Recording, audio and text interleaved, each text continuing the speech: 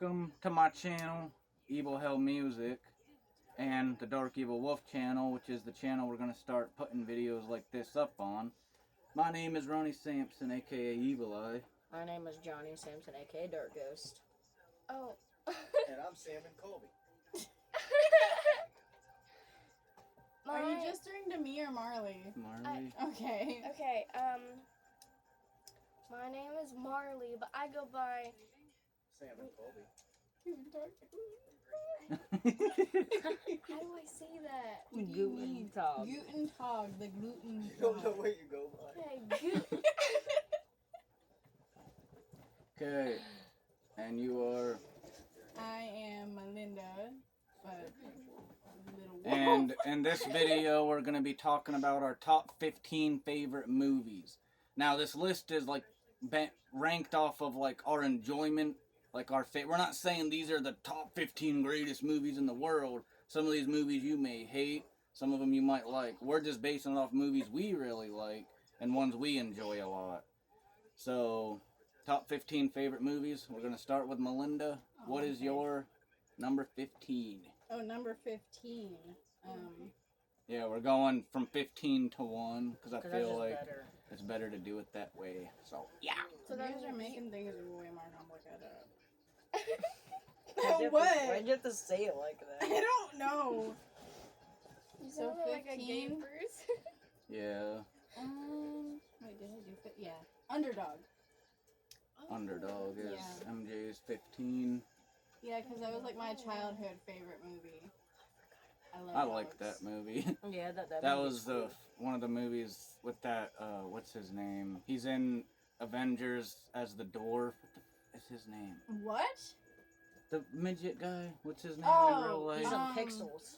I don't, He's in I Pixels don't too. remember his name.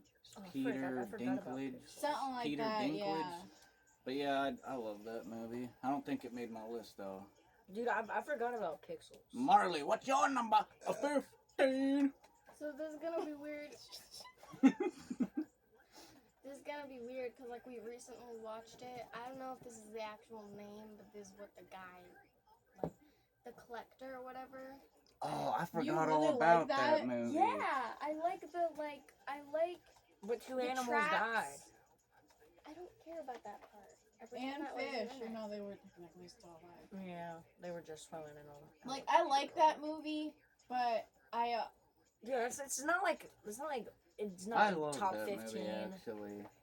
Like, I just I felt like the bad for plot. the guy.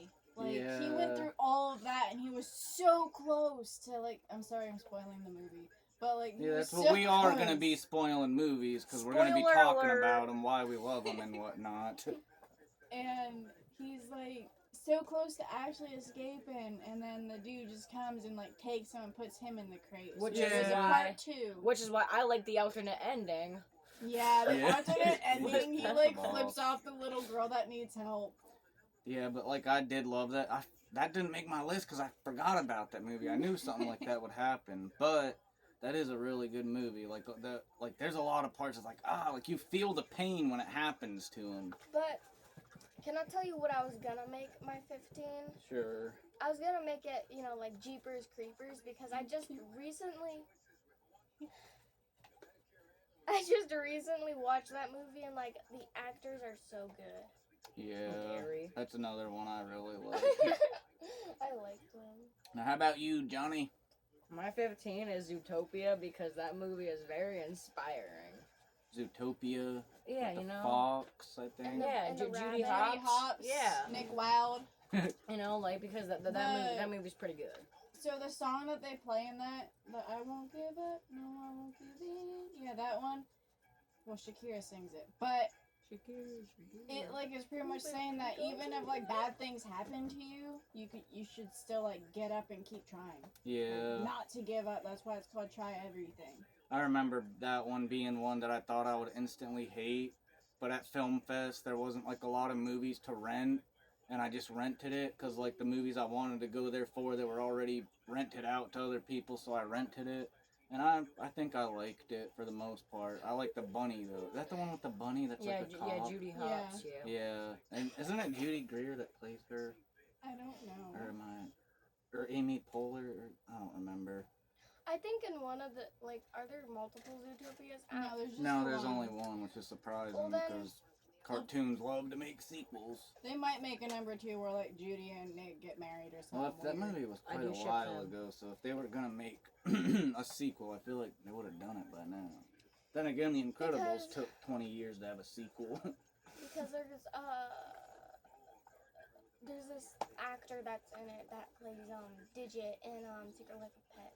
Isn't that her Oh, name? It's Gidget. Gidget, Yeah, not It's Digit. Gidget. It ain't Ah! no name, See, it's that's another Digit. movie I forgot about. I do love that movie. I You forgot guys. about Secret that Life movie of too. I Pets. just thought of it because Secret the Life of actor's Pets has in that one Digit. too. I also like Teletubbies. No, I'm just- I still like number 2 of Secret Life of Pets, but I do like Yo Gabba Gabba. I don't like how the dog is a different voice because like to Yeah. me it makes Yeah. it weirder. Mhm. Like, but I they still sound like- similar, but like it's Yeah, Not like, as I know. I, You I can still could tell tell. Yeah. because You I can had still no tell. idea that they changed the actors. I had no clue, and I could tell. I was like, why does he sound so weird? And the big dog, I hate that dog, but I still love those movies. Yeah, dude. But- So yeah, so my number 15 Oh boy. to me now is gonna be The Interview with Seth Rogen and James Franco. I mean, I love all their movies. I love Pineapple Express, but The Interview to me just like was so much more funnier than anything they'd done. Because like you got Eminem in the beginning, like coming out as being gay, and like every time I watch that movie, it always makes me laugh because like his acting is so good. But also the one part I always die laughing whenever he's like they're at the CIA building or whatever, and then like they're trying to come up with a plan to take out Kim Jong-un, and he's like they're telling him, oh, you got to do it secretly, like with this strip of gum and blah blah blah to trick him, and then James Franco, he gets all mad and he's like, what? That's how? I was thinking I was gonna walk up in there like a fucking gangster and blow his head off on the live TV, and she's like, you can't do like that part is so funny because the way he delivers that line like to her, that's like James Franco, like he's so funny. I love him. It's so sad that you don't really see him in movies anymore, but Hollywood is Hollywood, I guess. Cancel culture bullshit. I like the Fucking puppy. ridiculous. Yeah, there's a puppy at the end that he gets and he loves it. Like that is a good movie. Now when they're actually in Kim Jong North Korea, like the movie kind of gets a little boring, like during all that, but it's not enough to where like you actually fall. Like it's still a really good movie. You just got to get past the boringness of when they're actually in North Korea until James Franco finds out that he really is evil because he tries to pamper him. But yeah, that's my number 15. So now it back to Malinda. So 14, Yeah, number Yeah. 14. What it be? What it look like? What it smell like? What it taste like? Santa Paws. I Santa actually Paws. have the case right here. Like I have it. And she brought the cake. That a movie. That's something you'll put in a disc and it play and you'll get to watch it. Like I really like Disney movies. Like I like older Disney movies more than like Finding Yeah. Nemo was awesome. I don't Finding really like Dory, Finding Nemo. Finding Dory was stupid. The original Lion King, awesome. The movie one was so stupid. The live action? Yeah, the live action They're was both the movies. stupid. Wreck-It Ralph 1, is Wreck-It Ralph Disney? Yeah, Yeah. Wreck-It Ralph's Disney. Wreck-It Ralph 1, awesome. Wreck-It Ralph 2, trash. Now those are like, Wreck-It Ralph is still kind of newer, but number 2 is, like Disney sucks at making sequels. Even the Incredibles sequel was trash, Toy Story. So yeah, what's your 14? It was, Marley's 14 is Strawberry Shortcake and the Life of the Muffin Man. That's That not even one is a real of them. thing. I don't Probably is a think there's real any thing. strawberry shortcake where it's about anything like that. It's so funny though. Okay, so my 14 is Spider-Man Far From Home. Far From Home, the one with Mysterio. Yeah. I Which was is watching that like 2 because- nights ago. I just like how like like I like all of like the like action scenes. I You guess should you have could like say. a light Yeah. counter. Like I like how the Like when they're doing. Whenever he's like taking on the drones. Yeah, and, Whenever like, you don't when, know like, it's drones. Yeah. Yeah, and like the like. Waterman. I like the part. No, like the ship. We should seriously have a like That's counter. Homecoming. Really? What's that? Yeah. Like we all keep saying like. Like. The one with Mysterio is the one with the fire guy, and then like it's Yeah. the drones. Homecoming is the one with the ship and the airplane. We say like too much. But Far From Home was good. Like truthfully, like. Dude. Dude, guys, I like the one part whenever like he's like sitting there and then he like closes his eyes and then like he has to like use his spider sense for like from a while even though he's supposed to be on vacation. Yeah, what I like about the Tom Holland trilogy is the fact that he was learning because in Civil War he had spider sense, right? Because he like dodges the one thing Bucky throws and he throws it back and is like, were you looking for this or whatever he says? But then also in Infinity War he has spider sense because he tells Tony about the Iron Man. He tells Tony about the Guardians coming and he sensed it because he was like, I'm just trying to say something's coming. But in Homecoming and Far From Home, like he's like his whole trilogy is an origin story really because like he loses Aunt May in No Way Home, which is like the Uncle Ben thing. So like that's what I like about Tom Holland's trilogy is the fact that like the whole thing is like an origin where like Toby's it was and Andrew's like it was like just one movie. Speaking of all the Spider-Mans, what's your guys' favorite Spider-Man? Comment below. Andrew Garfield was the best, Yep, no debate. I agree. Apparently, so like everyone has like a Spider-Man that they like grew up on, and apparently mine is Andrew, and I didn't know that. Mine's also Andrew. Well, I grew up on Toby and I loved Toby's movie back then, but I was like young and like back then we loved every X-Men. Like all superhero movies back then were hard to make because of like they didn't have CGI and certain things like were harder to do. So like I loved Toby's movies back then, but when you watch him as an adult, Mary Jane's a whore and always cheats on him. And then he also cheats on her in Spider-Man 3 when he kisses Gwen. Like you didn't think that was going to piss her off. So like the relationship is so like Andrew And Garfield Gwen. and Emma Stone, Gwen Stacy and Peter, that is I love Zendaya, I love Tom Holland, but their relationship was the best. Gwen Stacy and Andrew Garfield. His movies might not be the best, even though I love number 1, but Dude, I love number 1 and 2. so I think we're on Johnny's 14. Yeah. If me not mistaken. Okay, for 14 I have Sing 1 and 2. Sing 1 and he's counting 2 as 1. Because for cartoons you're allowed. So he cheating. No, for cartoons and Disney movies you're allowed Yeah, to. it counts as a cartoon, I guess. What about Lethal but Weapon? maybe if you count all 4. Okay, but I like Sing because I like songs and because I like the storyline and because Johnny's dad is pretty strong. And Portia Crystal. I love Sing, but I never watched number 2. Same. I like number 1, but it's one of those movies that I kind of knew the ending You don't because like number 2? every character was kind of a main character, so you knew like no one in particular was gonna win, and then they had the storyline where like it got canceled and whatever, and they like all had to band together or something. I don't remember much about it, but I remember like being able to predict that movie, but I still did like it a lot. You don't like number 2 with And Portia I love how Crystal? they had. I never watched that one. Dude, Portia Crystal. And I liked how Scarlett Johansson like was in it playing someone because I never knew that she could sing. What Family Guy was in it too? Seth MacFarlane, I think, is his name. Yep. He plays a mouse. Yeah, which is it never sounded like him to me though. Like when I knew it was him playing the voice, I was like, really? That's because he never uses his actual voice for characters. Like he does do a good job at that because like he does play a lot of characters in the Family Guy. Peter, Brian, Stewie, like. But just because of his voice, it was like you could have got anybody to play that part. So I don't know. But anyway, who's up? Me? Yeah. My number 14 is going to be the legendary Homeward Bound. I really love Homeward Bound, where they like, cause it's just so inspiring. Like, It's like just when the dogs come back, I like that part will always make me tear up. I love it so much. Especially like when the kid thinks like, oh, he was too old, and then he does show up too. But also like their journey, like when they find a lost little girl, and whenever they have to fight a mountain lion or lion or It whatever. was Mountain Lion, I think. And then whenever Sassy gets lost, like I just love the adventure part of the whole movie. It's like it's so awesome.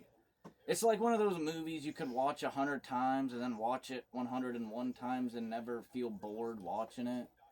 So it's like it'll always be one of those movies that I'll show to my kids if I ever have kids. Like 50 years from now, I'll still on a rainy day pop that movie in and be able to watch it without getting bored or like tired. Like there's a lot of movies I love, but if I get to watch number 101 trying to watch it that many times, I will get bored real like of it. Like, oh, I've seen it too much. I can't watch it again. But Homeward Bound isn't one of them. We really should So, have a like counter. yeah. Yeah. We really need to We be at really like need a 207 counter. right now. Take a drink every time someone says like, and I Okay. bet that you get drunk. La, la, la. I will actually do that. So what's Malinda's number 13? Let's find out together. All the buddies. All the buddies. All the buddy, like the buddy Air movies, buddies, like Oh. Air Snow Buddies, buddies, Snow Buddies, Santa buddies. Santa Buddies, Space Air Buddies, buddies. Oh, I already said Air Spooky Buddies, all of them. I love them all. There's just spooky buddies. Yeah. Those movies are pretty fun and entertaining, I would say. Like I don't remember which one it was, but I remember loving Air Bud. Like when he eats the pudding, he like leaves the pudding for him. Or something like that. I remember watching that as a kid because that's Pudding? what got me to watch like the buddies. But some of them I can't get. Like I think I can only get into the snow one. The hits Snow the buddies? The one with Shasta, the husky puppy. yeah that one. That one good. I love that. You go watch that and you'll tell me how good it is. Don't- What's your 13, Marley? Okay, so it's Descendants 3. Descendants 3, the horror movie with the zombie things. Oh. Oh. So you wanna be cool? The case is literally right behind the camera. I guess this is what she talking about. Descendants 3. It's gonna be backwards to you fellas, but To you fellas. No, it's not. It's not backwards, it's mirrored. Get it Yeah, right. it's mirrored. It's like we're looking in a mirror. the same thing. Okay, me turn. So, She didn't talk about the movie. Oh, okay. it's You have not to like about the explain why it's on your list. Okay, so I Otherwise, like we it. could have just wrote it on Facebook. This is my top 15 movies. That'd be stupid. Anyway. Anyway, it's on my list because, first of all, I love Descendants movies. Love them. And also because I think it was cool that they decided to, like, make, like... oh my gosh, I said like.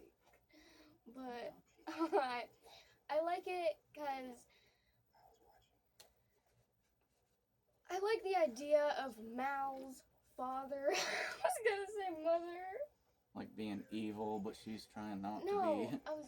Also, Marley is obsessed with Harry Hooks. No, Isn't her mom? I like Harry. Her mom is Hades. Maleficent.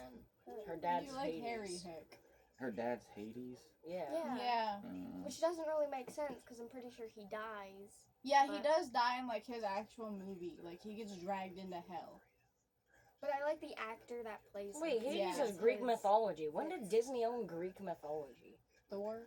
Thor Ragnarok is Greek mythology. Thor Yeah. Love and Thunder. No one owns Greek mythology because Wonder Woman does it too. DC has Greek mythology in their movies, so I don't think it's like something someone owns. So then Greek mythology so then is just everyone- Greek mythology. Yeah, like you I can't think own I could it. make a Hercules movie and probably make money off it, or a Yeah, Thor movie right? and make money off it. Ain't no one gonna watch your Hercules movie. But anyway, Me 13. I guess.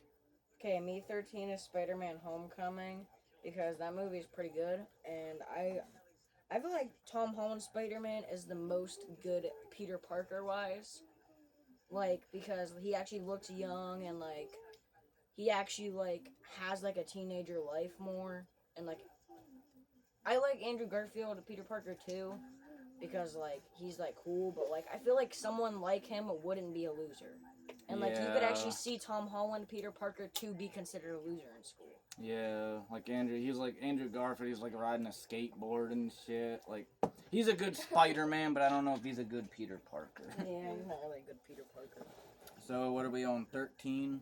Yep. Yeah. My number 13 may be controversial, but I don't care because I love this movie and I love this actress. It's going to be Captain Marvel. Now, I was like hesitant on whether it was going to be Captain Marvel or Black Widow, and I thought about it, and I was like, what movie could I watch more and more before I got tired of it? And like, I love Black Widow, but I feel like I could watch Captain Marvel more before I got bored of it, because the story is like just a lot better. There's a lot of good action scenes, and her like arc in it is so awesome. Like how she she keeps, from a kid she gets up, blah blah, like from a teenager she gets up, from an adult she gets up.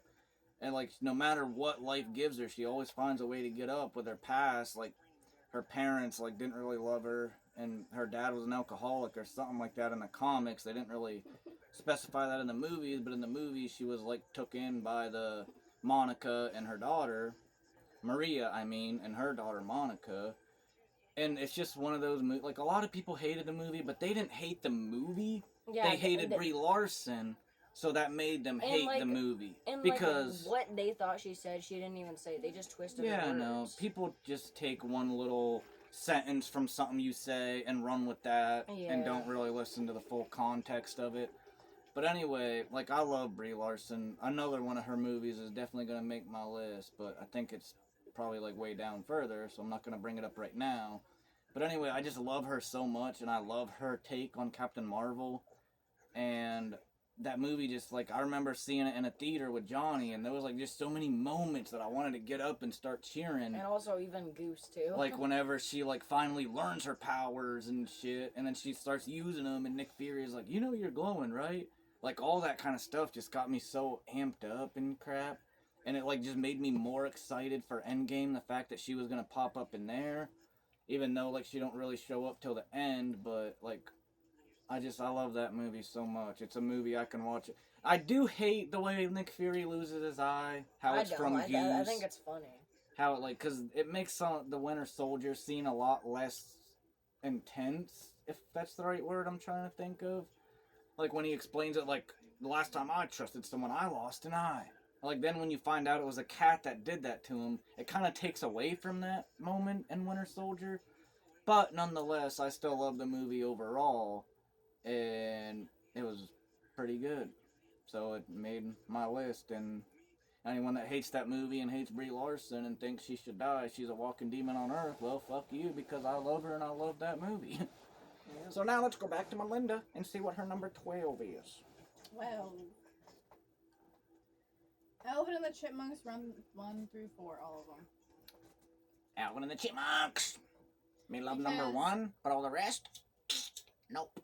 I like them mostly because my favorite actor is in all of them. Who? Yeah, Matthew Gray Gubler. She obsessed with that guy. No, I'm not. Yes, she is. Yes, you do. Anyway, why you like that movie so much? Well, first of all, it has singing, and I love, like, almost anything with singing. Second, my favorite actor. He may, like, sound all squeaky because he plays as Simon, the one chipmunk. But I can still tell it's him because he's, like, all nerdy. Right. Like, he always plays, like, a specific role. Like, in Criminal Minds, Spencer Reed. Is he nerdy in RV? They try to make him, like, stupid, but, like, you can't do that. The only time he has played something where he's, like, kind of dumb was Life After Beth, where he plays as the one dude's brother. And he's only kind of dumb because, like, the character he's playing is, like, an asshole type of brother. Right. Who's a cop. Which is Green Goblin, I think, from The Amazing Spider-Man 2. Yeah, I think so. But I remember liking number 1 of that, but all the rest I couldn't get into, like the high school one. It's like, they're going to, like, come on. Yeah.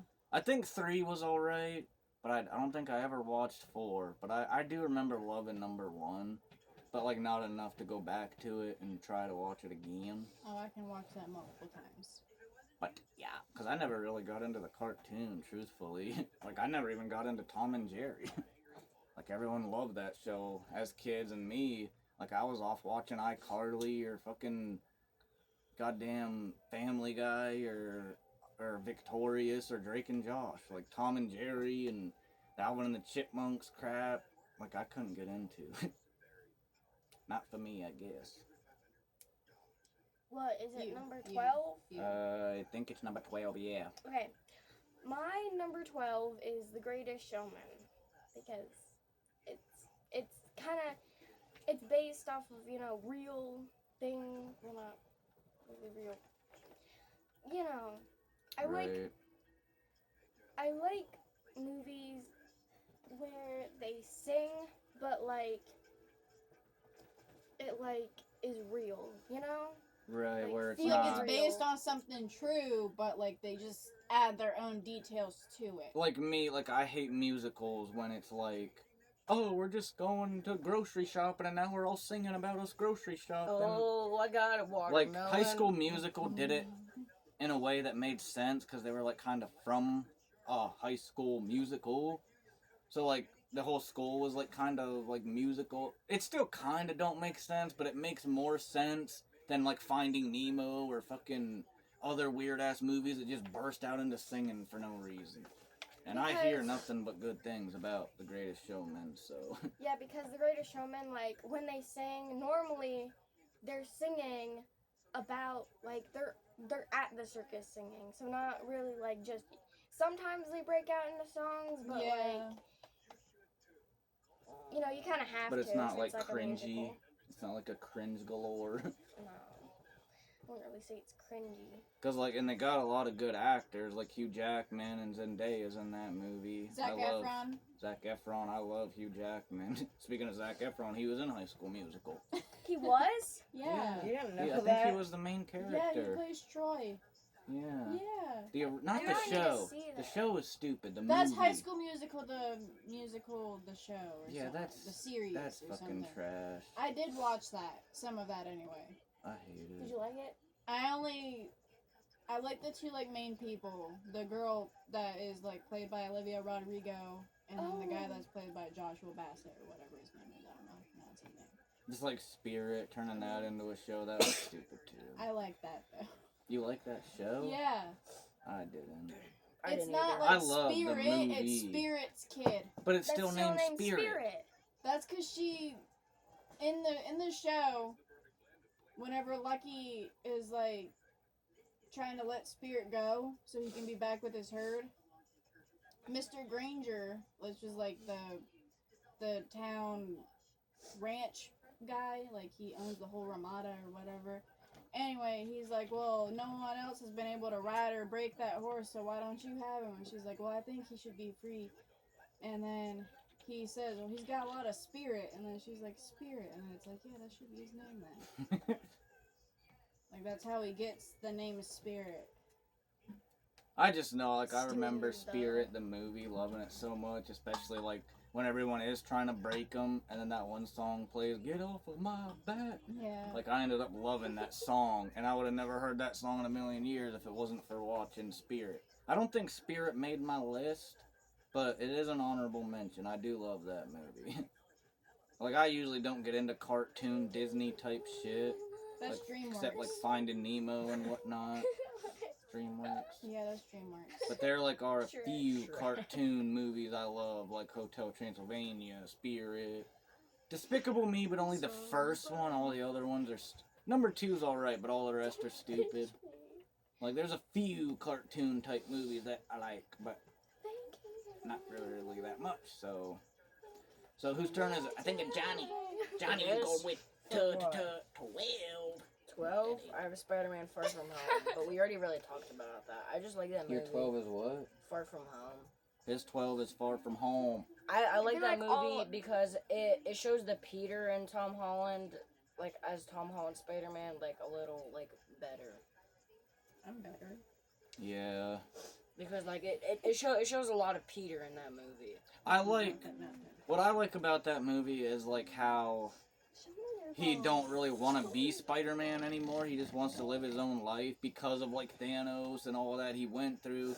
He was trying so hard to prove himself as a hero to Tony, but then because of like Thanos and all that and that huge ass battle, and having to witness his mentor Tony die, the guy he was trying to prove himself to this whole time, it kind of like gave him a reality check. Like, man, I just want to live my own life first and have some kind of life before I do this superhero thing and end up having to sacrifice myself after watching that happen to my mentor. So, like, I like that about the movie, but there are, like, a few things about the movie I don't really like that don't make a lot of sense, like how Mysterio, like, has to do all this to make the weird, like, imagination-type villains, but then whenever he fucks with Peter, they make it like he takes weeks to make the fire monster, like, to make that a reality. But out of nowhere, when he fights Peter and all those illusions are going on, it's like he was just doing it randomly and it didn't take time to prep that. But it's just one of those little itty bitty like plot holes that you kind of overlook because the scene is so awesome. And like when he gets hit by a train, like all that, like that movie, that is a good movie. And then he asks like Happy that like to prove that it's really him because like he don't know. And he's a good, like, Tom Holland is probably the best actor that's played Spider-Man. But really, like, Andrew Garfield probably really never had a chance to show off his acting, because he's a damn good actor, too. But, like, some of Tom Holland's scenes, like, whenever he dies in Infinity War, at the end of Avengers Infinity War, and he, like, cries and is like, I don't want to go. Like, he did a damn good job acting in that scene. There's a lot of actors that I don't think could have pulled that off. But anyway, my number 12, we're on 12, right? Yeah. Yeah. My number 12 is Let Me In, which is a horror movie with Chloe Grace Moretz, which is Hit Girl from the movie Kick-Ass, and she's like a vampire, and like this little boy like starts befriending her, and he like slowly starts to realize that she's that way, and she needs, like, this is one of those vampire movies that it's actually a vampire and not like all this other weird shit. Like, Garlic, I'm not sure if it was ever explained in that one. But, like, she actually has to be let in. That's why the movie's called that, or else she, like, starts burning up. Lights actually, like, catches them on fire. Because when the one girl in the hospital becomes a vampire because she got bit, and the nurse opens the curtain, she literally catches on fire and like, catches the whole hospital on fire and shit. So, like, it's one of those, like, movies that actually makes the vampire a vampire rather than something like Twilight that kind of makes them haughty, like, oh, look at these hot vampires, like, and that, like, so, that's why I like that movie so much, because it, like, takes more of a better approach to vampires than a lot of other movies do. I still like Twilight, I still like other vampire movies that I've seen, but I think that's the one that did the best. Because, like, for one, it's a little girl, and you find out that she is, like, had a boyfriend, and you think the whole movie that that's her dad, but then you find out, because she's a vampire and lives way longer, that really that was another little boy that just grew up and now is, like, a dad. And then you realize that's what she's doing to him, too, buttering him up, because she needs these people to kill for her to give her, like, I just love the movie. It was one of those movies that I didn't know that she was a vampire when I watched that movie. I watched it blind as shit. Never seen a trailer, and I just popped it in one day because I was bored. So, like, those twists and turns actually did get me, where a lot of other people that might have seen the trailers or knew about it, it probably wouldn't have got them. But it did get me, and I was like, whoa, wait a minute. Like, she was just begging for help in a sewer, and now she's, like, attacking, like, so, very effective. I like that one a lot. It's a good movie. Check it out if you haven't seen it. Now we're back to the girl over there. Me forget her name. How? Me don't know. The way you said that. So the last one I said was Alvin and the Chipmunks, right? Yeah, I think we're on 11 now. Nimona. We're on 11 now, almost to the top 10. Nimona. No, what? Nimona. The fuck is that? It's a movie on Netflix right now. Nimona? Not Nimona. Moana? Nimona. Moana. Nimona. The main character is a monster And Monsters, she is played by Chloe Grace Moretz. That's why I even Really? watched it. Yeah, That's weird. that's why I watched it. Cause like I saw she was in it, and like at first I was like, I don't know. It sounds like kind of weird. It looks kind of strange. Like I'm not used to that. Like especially her being in it. But then I was like, well, I have time, so I watched it, and then I was like, I actually really like that movie. Like the main guy character is seen as a villain because like he kind of sort of causes an accident. Well, he's gay. He's gay. Yeah, Is he's that what gay. you were talking about? That. Oh, now I want to see it. And Nimona is trying to help him. Well, she thinks he's like a villain, so she's like excited, like, oh yeah, we get to do evil stuff together. And he's like, no, we're not doing that. And then she can like transform into any like animal, but she's always like pink. Is it a cartoon? Yes. And they slowly form like a good friendship, and she ends up helping them. And to save like everyone, she pretty much has to like kill herself, kind of. Because she ends up going through like a dark spot because he and her get into a fight towards the end, and he says, you are just a monster. And that hurts her because that's the reason she can't have any friends or family. Like the one person she tried to get close to before called her a monster and was threatening to kill her. So after that she tried just not involving herself with people. So when she saw that he was considered a villain, she thought that was a good chance to show that who she really was. Well, after he says that, she goes into like she remembers everything that happened in her past, and she starts to get angry and all these emotions, and then she tries to kill herself because she thinks it will be better for everyone, and then he stops her. Wow.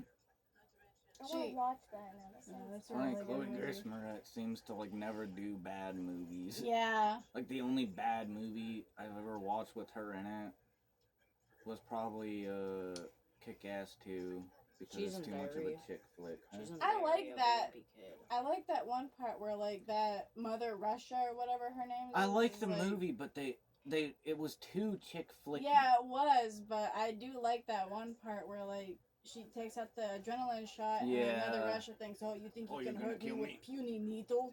Yeah. And then she stabs. You kill me with the puny needle.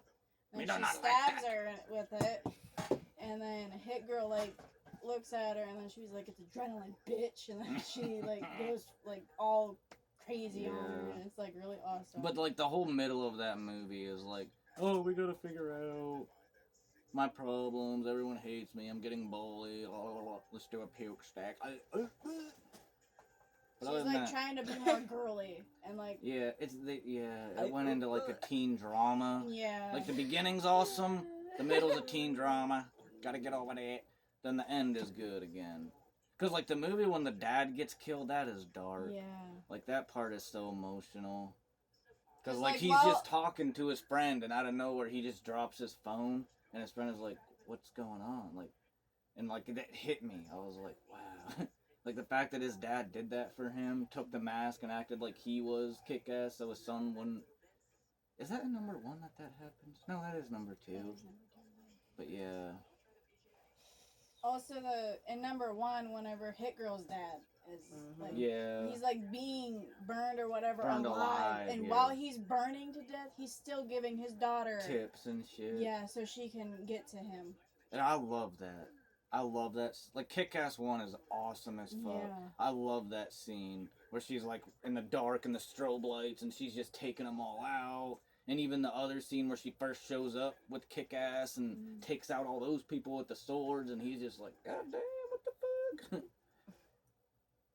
Because in reality, like, what I love about those movies is that if you're a superhero, you would have to kill people. You would. Yeah. And that movie does that. Like, but she has to kill them. Because you ain't just knocking out all those people and going about your day and not expecting them to show back up and try to kill you again. So that's why I like it, where, like, Spider-Man and Superman, like, we don't kill. Like, yeah, well, then you're just gonna continue to have the same... Like, imagine if you didn't kill Thanos because killing is wrong. He's just gonna come back again somehow, some way, and try again. Like you as a superhero in real life and even in movies, like I feel like you would have to kill. You would, or else it wouldn't be realistic.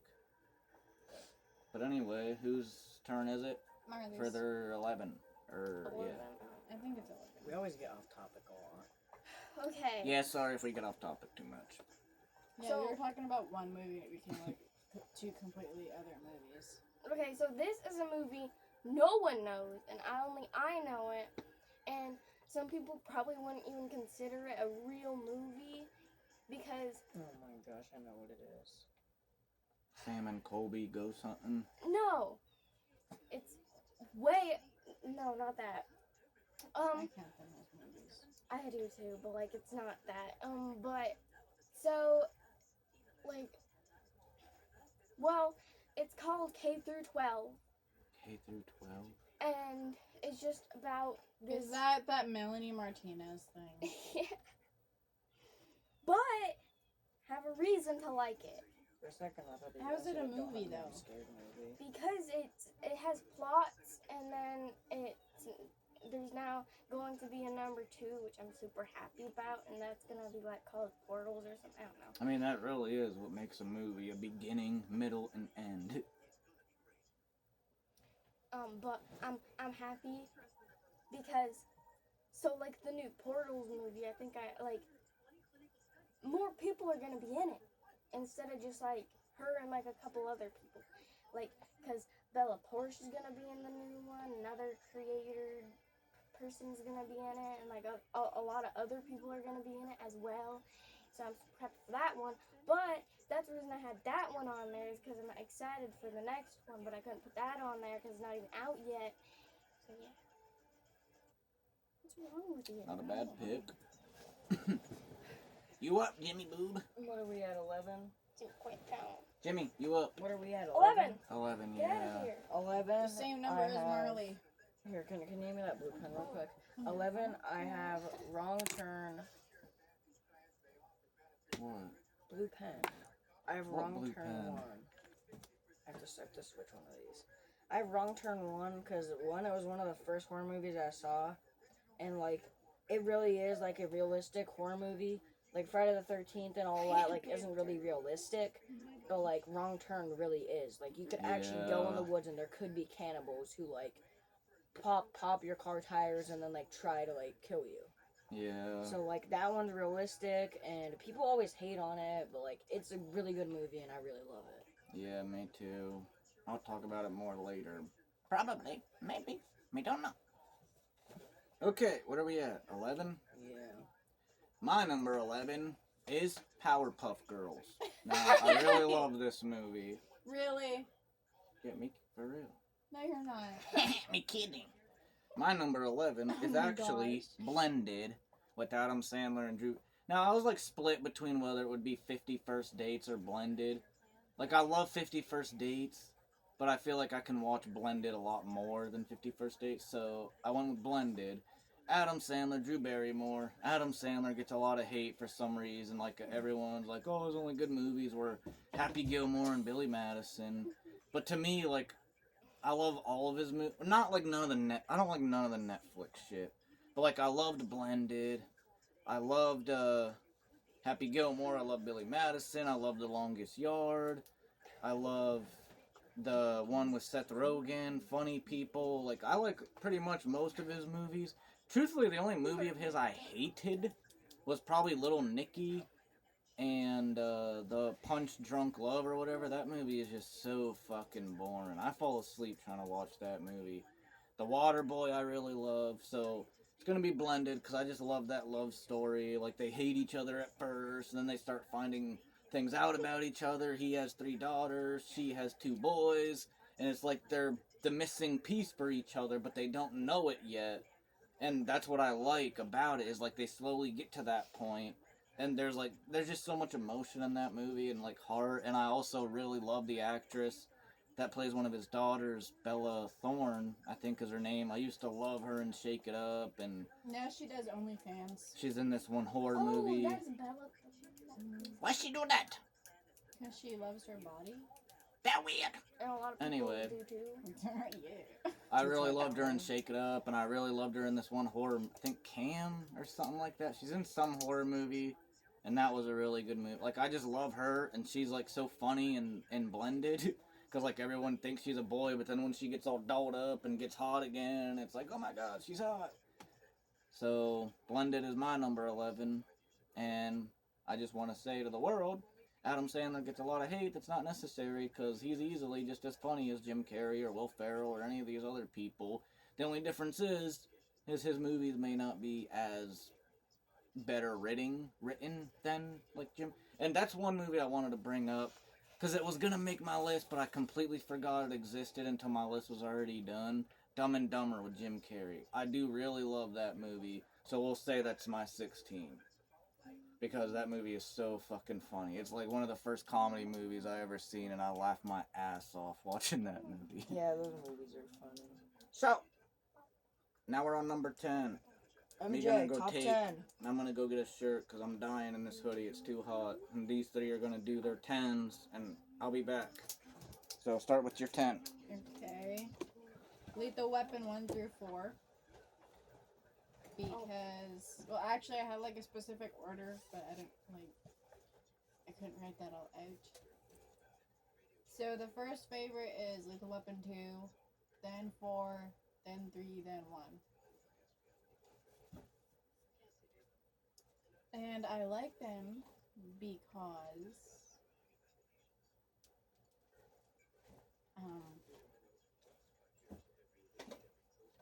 well, it's really funny, and I like, so in like, number 4, there's a dog, and it's like really funny whenever like Riggs goes over and, you know, like, becomes its friend, because it's like supposed to be a guard dog that's supposed to attack him, so it's just like really funny. Oh, it's my turn? Yeah. Okay, 'cause- my number 10 is Spirit. You know, like the riding free, right? That's the show.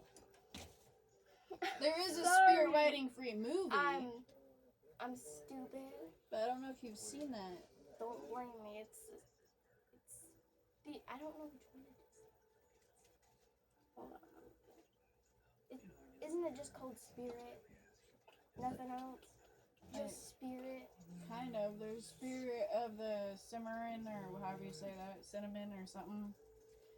Well, that one. That's the because- one with like the real Spirit, the one without like a stripe down his face.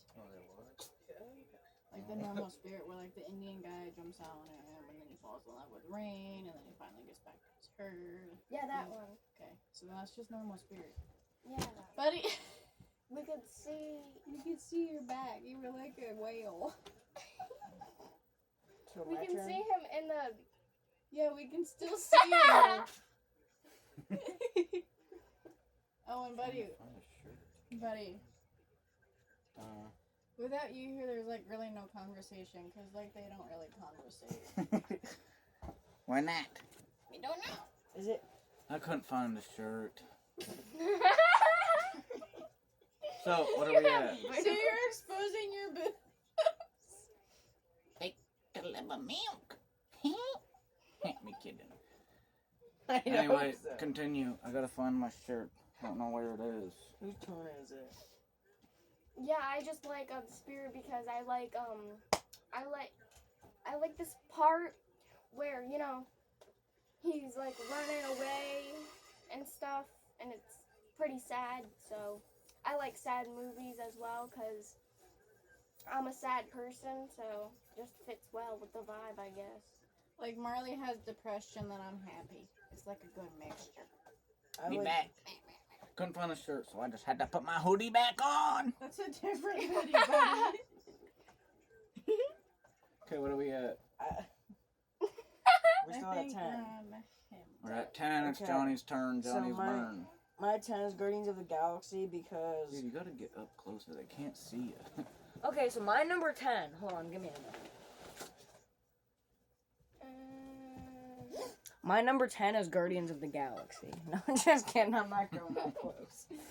Anyway, my number 10 is Guardians of the Galaxy because Star-Lord is a really cool character, and, like, I like how, like, he practically starts off as just a thief who, like, just sells stuff. And then Yeah. he eventually, like, joins with Rocket. Like Rocket and Groot are like one of the best duos ever because like it's kind of like Groot is his kid, but like it's really funny. So, and also I feel like Guardians 1 is probably my favorite because it like shows how they all meet and because like there's like all kinds of like good songs in it too, and so yeah. Talking about number 1. Yeah. I do really love Guardians of the Galaxy. I think I like number 3 the best. Like the one scene where Star-Lord is like about to lose Rocket and like Gamora says something to him and he's like, "No, I'm not gonna lose him." Like, I'm not as good of an actor as he is, but like Chris Pratt is such a good actor, and that scene in Guardians of the Galaxy 3 was just so awesome, and he did such an amazing job in that scene. And like it made me like cry. So, you in the sunlight, you get out of light. Why you do that? Why you do that? Why you do that? Because me did not do it. Okay, so, what are we on, 10? My number 10. I thought we were going to Malinda. What, you didn't do your 10? I did do my 10. Yeah, you did. You're Wait, first. were we on 11? Oh, okay. Yeah, I did mine. No, it's your I was turn. confused for a second. So I'm on number 10. Yeah. Okay. My number 10 is going to be Spider-Man No Way Home. I mean, what is there to say about this movie that a million other YouTubers haven't already said? I mean, it's just so awesome. Going to see it in a theater, like when Andrew and Toby showed up, was so awesome. Because I don't, like, keep up with all the bullshit spoilers that other people were doing back when No Way Home was a thing. Like, when trailers came out, like, I heard all the rumors, like, oh, Toby might be in it. I was watching, like, the interviews of Andrew Garfield where he was saying, no, I'm not the wolf. Talking about that game. Like, motherfucker, that game is to say you're not the wolf when really you are. So to use that as an example absolutely made zero lick of sense. So anyway, before I got off on a tangent, like, there was a lot of things in that movie that had me surprised. Like, Daredevil showing up, I was not expecting that. I was one of those people that didn't think Toby and Andrew were actually going to show up. Because I was, like, thinking in my head when I watched trailers, I was like, it wouldn't make sense. Like, because it's the villain. Like, so I was one of those people that was, like, on the fence about it. Like, I was like, if they show up. Like, back then, before I went and seen the movie, if someone bet me $100, Toby and Andrew show up. And they were like, I'll give you $100. I'll bet you $100 they do. I would have, like, took them up on that bet, thinking I would have won $100 because they weren't going to show up. Like, I was that convinced they weren't going to show up. So when they did show up, like, it was really awesome, and I loved it. And just that final battle was, like, if it wasn't for it being dark, I feel like it would have been a lot better. Like, if it was in daylight where you got to see the suits better, I think that battle could have been on Endgame's level. But because it was at night, it kind of took away from it. That's why, like, it's my number 10 and not what another Spider-Man is going to be on my list later on in this video. No Way Home would have been there if that fight just wasn't in the dark. That's the thing I hated about it the most. But that movie still has so much awesome stuff about it. Andrew getting to redeem himself by saving MJ when he failed to do that with Gwen, his girlfriend. Like, I like how Daredevil just catches the brick and then just, how did you do that? I'm a good lawyer. And, like, Aunt May's death was so well done. And, like, the villains coming back, like, I love that movie so much. So, that's my number 10. So, now we're on number 9, and we're almost an hour into this video. Really? Oh my. So, that's kind of crazy. I thought this video was going to end up... I thought this video was going to end up, like, half an hour. Oh, movie, but yeah, this we video's still gonna be as long as the movie. We still got 10 whole movies to talk about. Technically 40, and we're already an hour in, so... There might end up being a part 2 to this. Oh, okay. I don't know. We'll see. Well, let's just start with our number 9s. Now we're in... I thought we were on 10. Or top 10. Yeah, wait, yeah, 9. what? Wait. Hold on, I'm confused. Yeah, it's 9. My number 10 was I'm No Way sorry. Home. So we're on 9. Give me Malinda. Oh my We're cracking the gosh. top 10 now, guys. Just go to your number 10. Oh my. Hold on. Oh, yeah, Stop eating your freaking pie. I'm hungry. My number 10 is... Or 9. My number 9 is Captain America the Winter Soldier. The Winter Soldier? Bucky Yeah. Barnes lover. Yeah, I love Bucky Barnes. And Morgan's about to sit on him. Marley's gonna sit on me. She's gonna sit right on your thigh, just one cheek goes. The Winter Soldier didn't make my list, but that is another one of those movies that I really love. Like, to me, I think that's the best movie with that's Black Widow's best appearance in a movie. Because, like, Black Widow only had one movie, and she's, like... So, like, her best fighting, Actually, Iron Man 2 is probably her best fighting, but I think her best appearance is in The Winter Soldier, for sure. I would say Endgame, but she did not. Like, her acting is good in Endgame, but, like, she really has nothing else to do as far as battling goes. And Infinity War was too, like, over convoluted with other superheroes, so she didn't really get to shine in that either. So, like, I could justifiably say that, yeah, her best appearance is in The Winter Soldier. Hey. So, let's do someone else's number 9. Why not? I can't get out of here. Yeah, I don't really have anything to say about the Winter Soldier. It didn't really make my list. It's still a good movie though. What's your number 9? Not a gear shift. Not a gear shift. Just Okay. what's your number 9? Don't look. My number 9 is Wrong Turn, all of them, because I love. You're not allowed to just choose all of them. You can if it's like a franchise like that, like to count them all. I like. Just the way I you like said all it. of them. Wrong Turn? All of them. Like, I was thinking about doing that with Marvel, like just putting MCU, That's but That's that's way too too far. much movies, and there are some that I That's don't stupid. prefer over others. So. MCU, all of them, except, and then, Truthfully, really, the only Marvel movie that I actually hate and don't like at all is probably. I'm trying to think. I like Thor 2. I like The Incredible Hulk. I just hate how it's a different actor than what goes with Mark Ruffalo and two of the Avengers and the rest of the movies after that.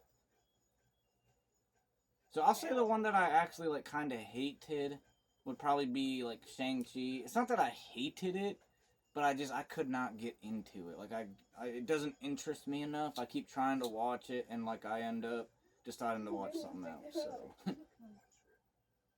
But anyway, what were you saying? Marley. Wait, what was it? Oh yeah, Wrong Turn. I like it because I think it was one of the first horror movies franchises I've ever seen before, because also I like the concept of it, like making a wrong turn. Yeah. And then like these like weird people come and eat you.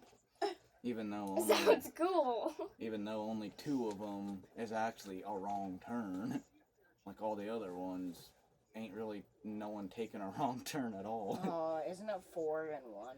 4 they actually take a wrong And turn, 1 they and actually 1. take a wrong turn. 2 she kind of takes a wrong turn, but not really. I thought 2 was the military one. No, 2 No, not is military, the like reality. show. 2 is Yeah, the the reality show. show. But she's trying to get to the reality show. So she Yeah. really didn't take a wrong turn. Kind of, but not really. And 5, they did not take a wrong turn at all. They were supposed to be there. And 6 is literally just a porno, so. And 3, don't they just go off the road? Yeah, They and just 3, drive off they the just get road. driven off, right. And the new one, they take a wrong turn in the reboot, but that's like way different. Like it almost, you could have called that movie anything. It didn't have to be called Wrong Turn. Yeah. But yeah, like I love Wrong Turn too, and I think it did make my list. What's yours, Johnny? My number 9. My number 9 is Deadpool. Because the only really bad thing in it is the long, 2-minute bad part. Yeah, that's on Marley. But Deadpool is such a funny character. How he okay, let's see how this happened. Just rewinds it, how he just breaks the fourth wall. It's just so funny. All caught up. I love Deadpool 1. Number 2, I did love a lot. But the more and more I watch it, I realize that it's just not as good as number 1. Yeah. Because I hate that kid so much. Yeah. That kid is so fucking annoying and such a dick and so retarded. I hated him. You take him out of that movie, and I feel like the movie could have been a lot better. So, my number 9 we're on. Yep. Is going to be another Hugh Jackman movie, like The Greatest Showman. But it's not The Greatest Showman because me never watched that. I kind of want to watch it because I hear nothing but good things about it, but I don't know if I'm ever gonna. But anyway, my number 9 is going to be Real Steel. It's like a Rocky movie, but only like a futuristic one with robots and whatnot. And Hugh Jackman, he like kind of plays a dick. Someone that like in the beginning you're not really wanting to root for because he's such a like an asshole. But then once he gets his son and has to take care of him over like the summer and whatnot, and they like start getting into the, because he sucks. Like all his robots keep dying. He keeps getting bit because he like goes into these.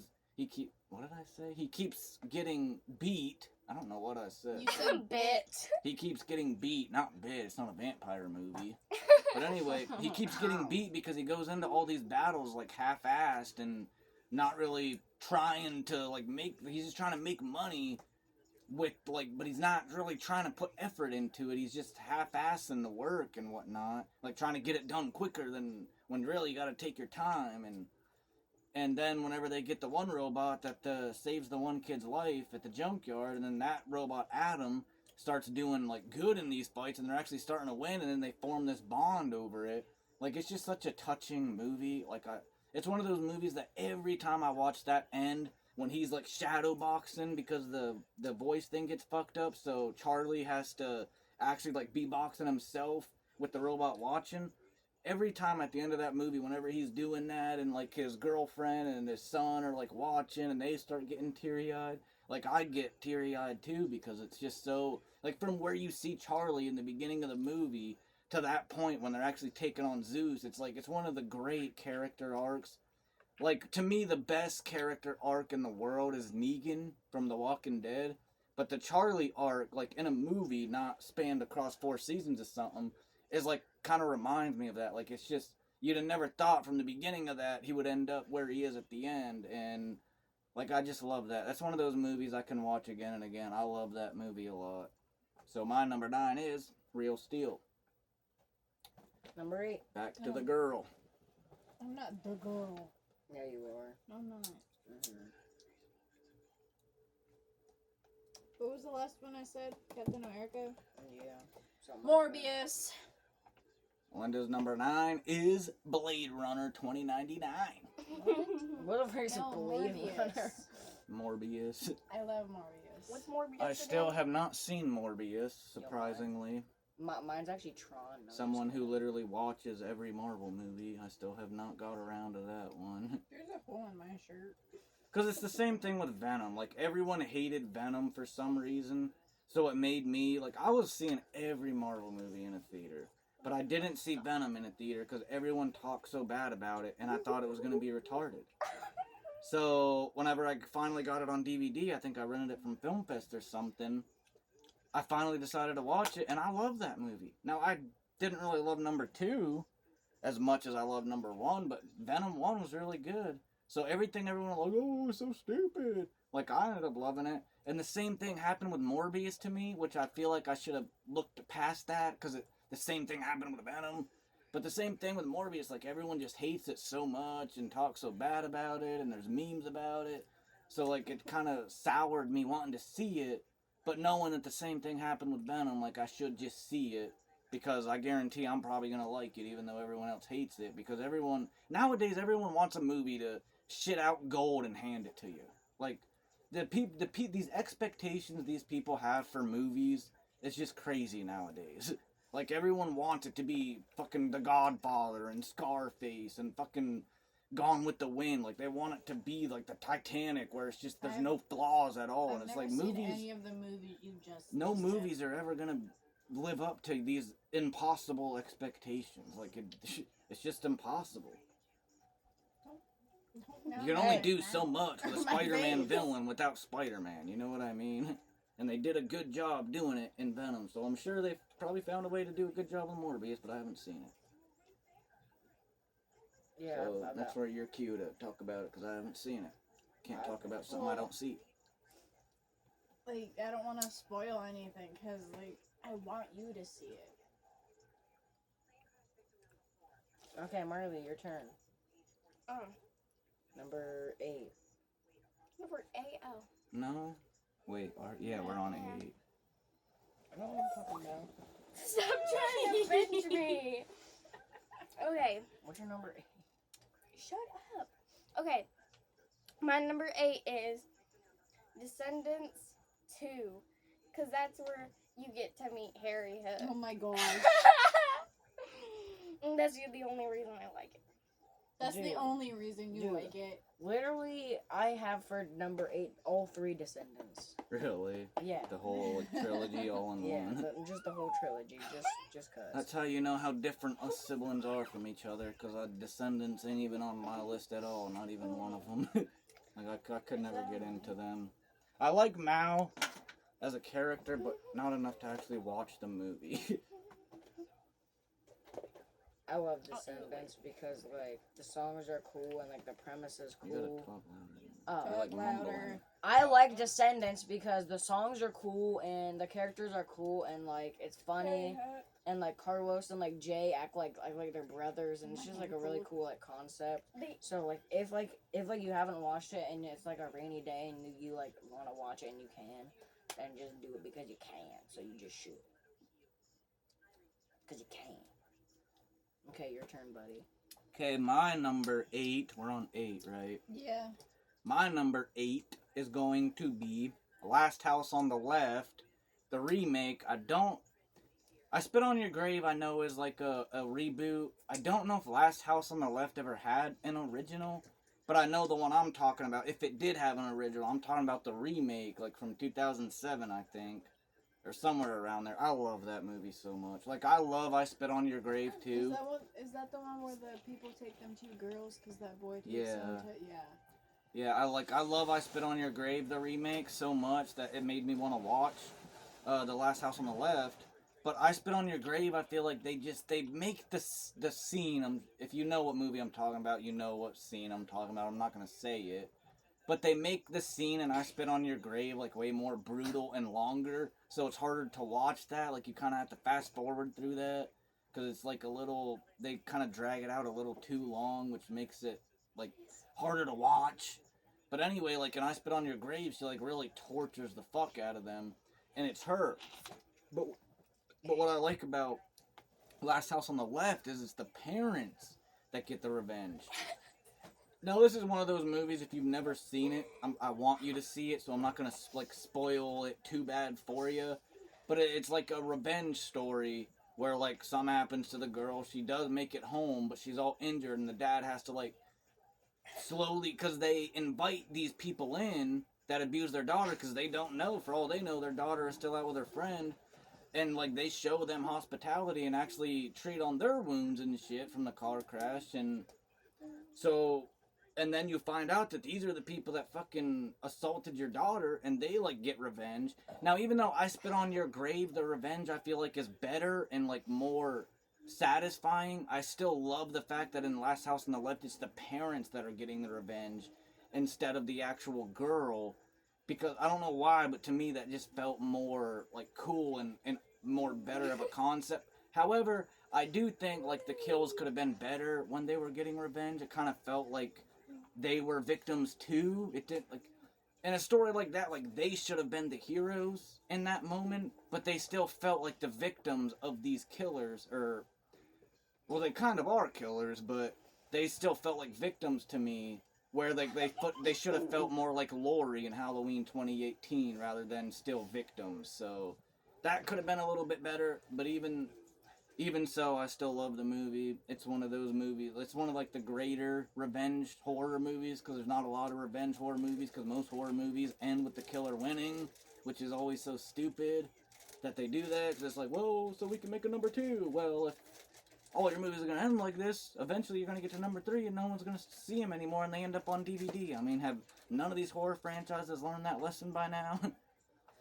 Anyway, that's my number 8, and I really love that movie. And you should definitely check it out. I mean, you should check out all these movies we talk about, but that one specifically is definitely a good watch. Number 7. 1,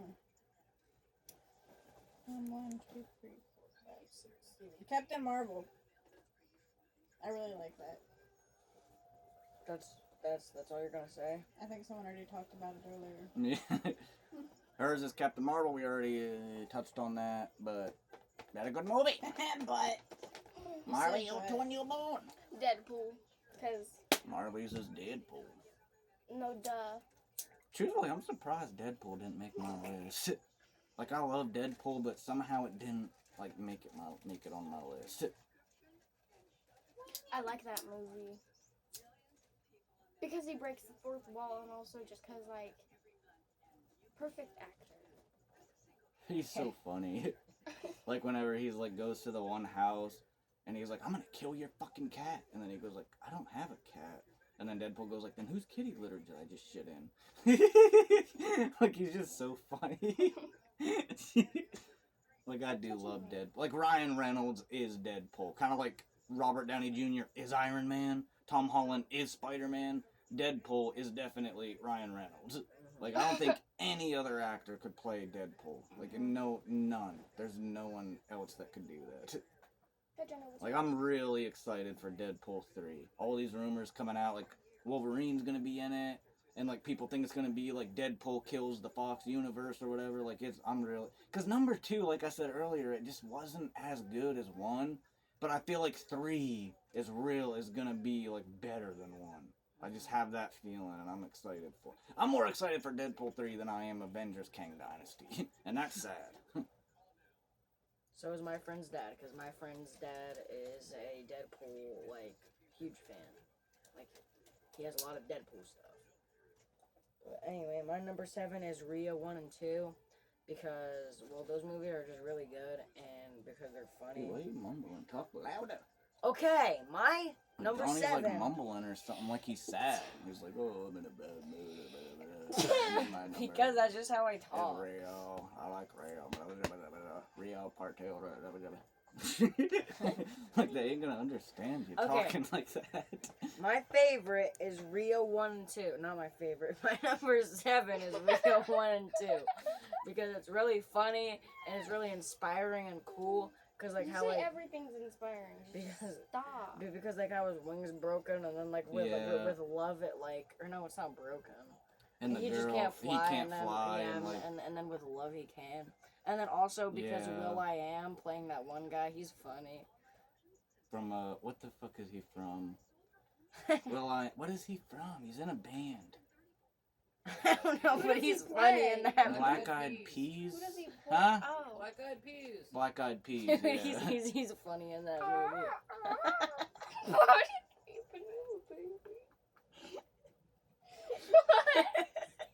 you nailed that. Anyway, that's my number 7. I do like Rio. Rio was a good movie. I like number 1. Number 2 was the typical cartoon sequel. Dude, where number it's 2 is good too.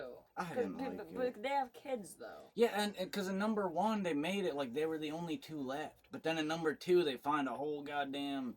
It reminded me of A Quiet Place. A Quiet Place, it was like they were the last victims left. But then A Quiet Place 2, bigger budget. Oh, now we're stumbling upon this whole group of people. Now there's really a lot of people that... A Quiet Place 1 was so good because, like, not a lot of people survived that apocalypse. But then in number 2, it's like, now it makes number 1 less good because really there was a lot of people who survived it. So those survivors in number 1 don't feel as tough as they did. Like, I felt that way about Rio 2. Like, when they discovered all the birds, it kind of took away from number 1. Like, the whole storyline of number 1. I still like both of them. I still love number 1. Truthfully, I feel like I have to watch 2 again because I haven't seen it in a long time. I want to get number 2. They never have it. I just anywhere. remember not liking that one as much. Anyway, what Okay. you were saying? I like both of them a lot because they're really good movies.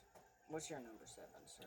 My number 7 is a movie that Johnny hates for some reason. I I think don't hate it. You just overplayed it whenever me and you. Well, yeah, we still are in the same room, but still. Yeah, We used to play that all the time. Don't this you know? movie I have watched so much. It's Shallow Hal with Jack Black and Gwyneth Paltrow. I mean, I love this. This is one of those movies I can watch 50 times and watch it the 51st time and still, like, cry at this one specific scene. Like, this movie is literally about, like, don't judge people by the way they look.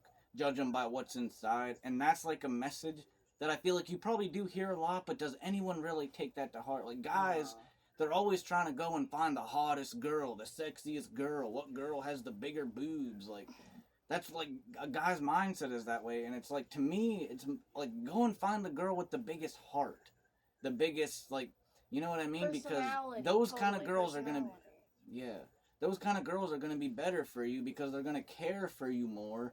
And to me, like, there is no such thing as ugliness. Nobody's ugly. Like, all your beauty, like, lies inside. And to the people that think they're ugly, it's only because of people telling them they are. And if we had less of that, to me, the world would be more beautiful. And that's what this movie touches on so effectively and in such a good way. Because they put a spell on Jack Black. And it makes it to where he only sees the inside of people. Not like Superman, where he's seeing their skeleton, but he's seeing, like, their beauty within rather than what they really look like. So all these ugly girls, to him, they look hot if they have, like, beauty inside, and all the hot girls, to him, he, like, sees some goddamn wrong turn looking hillbilly. But so whenever he goes to this children's hospital, he doesn't, it's like a burn unit, but when he's under the spell, he doesn't see it that way. He just sees them as, like, kids. So he's, like, he even says that. He, like, goes in there all calm because he don't see it that way. And, like, he says, do they got something I can catch? And Gwyneth Paltrow's character is like, no. And then he's like, I didn't think so. See, you guys are just a bunch of phonies. You're just acting sick to get out of school. Or whatever, however he doesn't say it like that, but he says it something like that. And the little girl, he don't see that she's, like, all burned. So, like, the way he's talking to her, like, to them, made them feel so good inside. Because most people going in there, they're like, oh, my God, like, look at those burn. Like, people will feel weird seeing those kids because they're all burned. And, like, it just makes their faces all, like, discombobulated and look weird. So, later on in the movie, whenever that spell's wiped from him, and he goes to look for Gwyneth Paltrow because he realizes that he really loves her and he don't care now. He wants to see her even though he's not under the spell. Whenever he goes to that children's hospital, the burn victim unit, and he sees that girl, how she really is, because he don't got the spell under him anymore, and she says, like, Hal, or whatever she says, and then he goes, like, how do you know my name? Because he don't recognize her because of the burn mark, and she says, it's me, Cadence, or whatever, and, like, Jack Black says 1,000 things with one facial expression. Like, when he's looking at her, like, it gets me every time. Like, I get teared up every time. Because, like, he's looking at her with that burned face, and he's realizing that he really was under a spell, that his friend ain't fucking with them.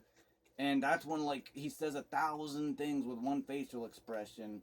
And that moment is just, like, that's one of the, like, that's a moment in movie history that not a lot of people probably know about. But if I was ranking, like, my top 10 best scenes ever in a movie, that would probably be, like, number 1 or number 2, because that scene is just so heartbreaking and so emotional and so touching all at the same time. And that scene is one of the few scenes that really made me love this movie so much. And it's from the same people that did Dumb and Dumber. Truthfully, that's the only reason I watched it, is because it was from the same people that did Dumb and Dumber with Jim Carrey and Jeff Daniels. But I'm glad that Dumb and Dumber got me to discover that movie, because I love that movie so much. It made my list and Dumb and Dumber didn't. So that tells you everything you need to know about how much I love that movie. Probably went on a little long talking about that movie, but now let's get to Malinda's number 6. We're almost in the top 5, guys. Bear with us. How did we get to 6? Did someone skip me? Shallow Hal was 7. Yeah, we're on 6. Did I skip one? No. We're on 6, I think. Okay, Strays. Strays. I haven't seen that yet. I want to see that so bad. The one with Will Ferrell. Because I know there's another movie called that that's like a horror movie. She's talking about the one with the dogs. Yeah. It's kind of like a rated R Homeward Bound. Now, none of us have seen it except for her, so... Yes, don't spoil so it. Let her speak her mind. I'm just gonna say, like, this is a really funny movie, and, like, I can rewatch it over and over again. But, like, you definitely don't want to watch that around Christians, because, like, it is... Certain Christians. There is a lot of swearing, cursing God, and, well, in the beginning, the one dude masturbates, and the dogs hump stuff, because, well, they're dogs, so... Okay, So do not watch strays if he was a Christian. Okay? Okay. Okay. Molly. Huh? Now Molly. Okay. My number 6, right? We're on 6. Yeah, Okay. 6. No, we're on 2. No, I'm just kidding. Don't listen to Malinda. Okay, number 6 is Venom for me Venom. because why not? Do you even know Because why not? do you even know the guy who? Do you even know the guy's name that Venom is latched onto? Eddie Brock. You're not that supposed guy. to tell her. Oh. I know it's Do you know? Do you know the name of the guy who plays Eddie Brock? Don't tell her. Eddie. Ethan Stoll. It's not Come Tom on. Holland. But I mean that kind of is a hint though. That is a good movie. What's your favorite scene? Yeah. What's your favorite scene, fella? The diner, whenever he's like eating the steak and stuff, or the lobster in the fish tank. That part's funny because everyone's like, "What the fuck is he doing?" But my favorite part is like, you know that one part where like Mine is the motorcycle part. Where he like speeds up Speeds up. on his motorcycle. Oh, Yeah.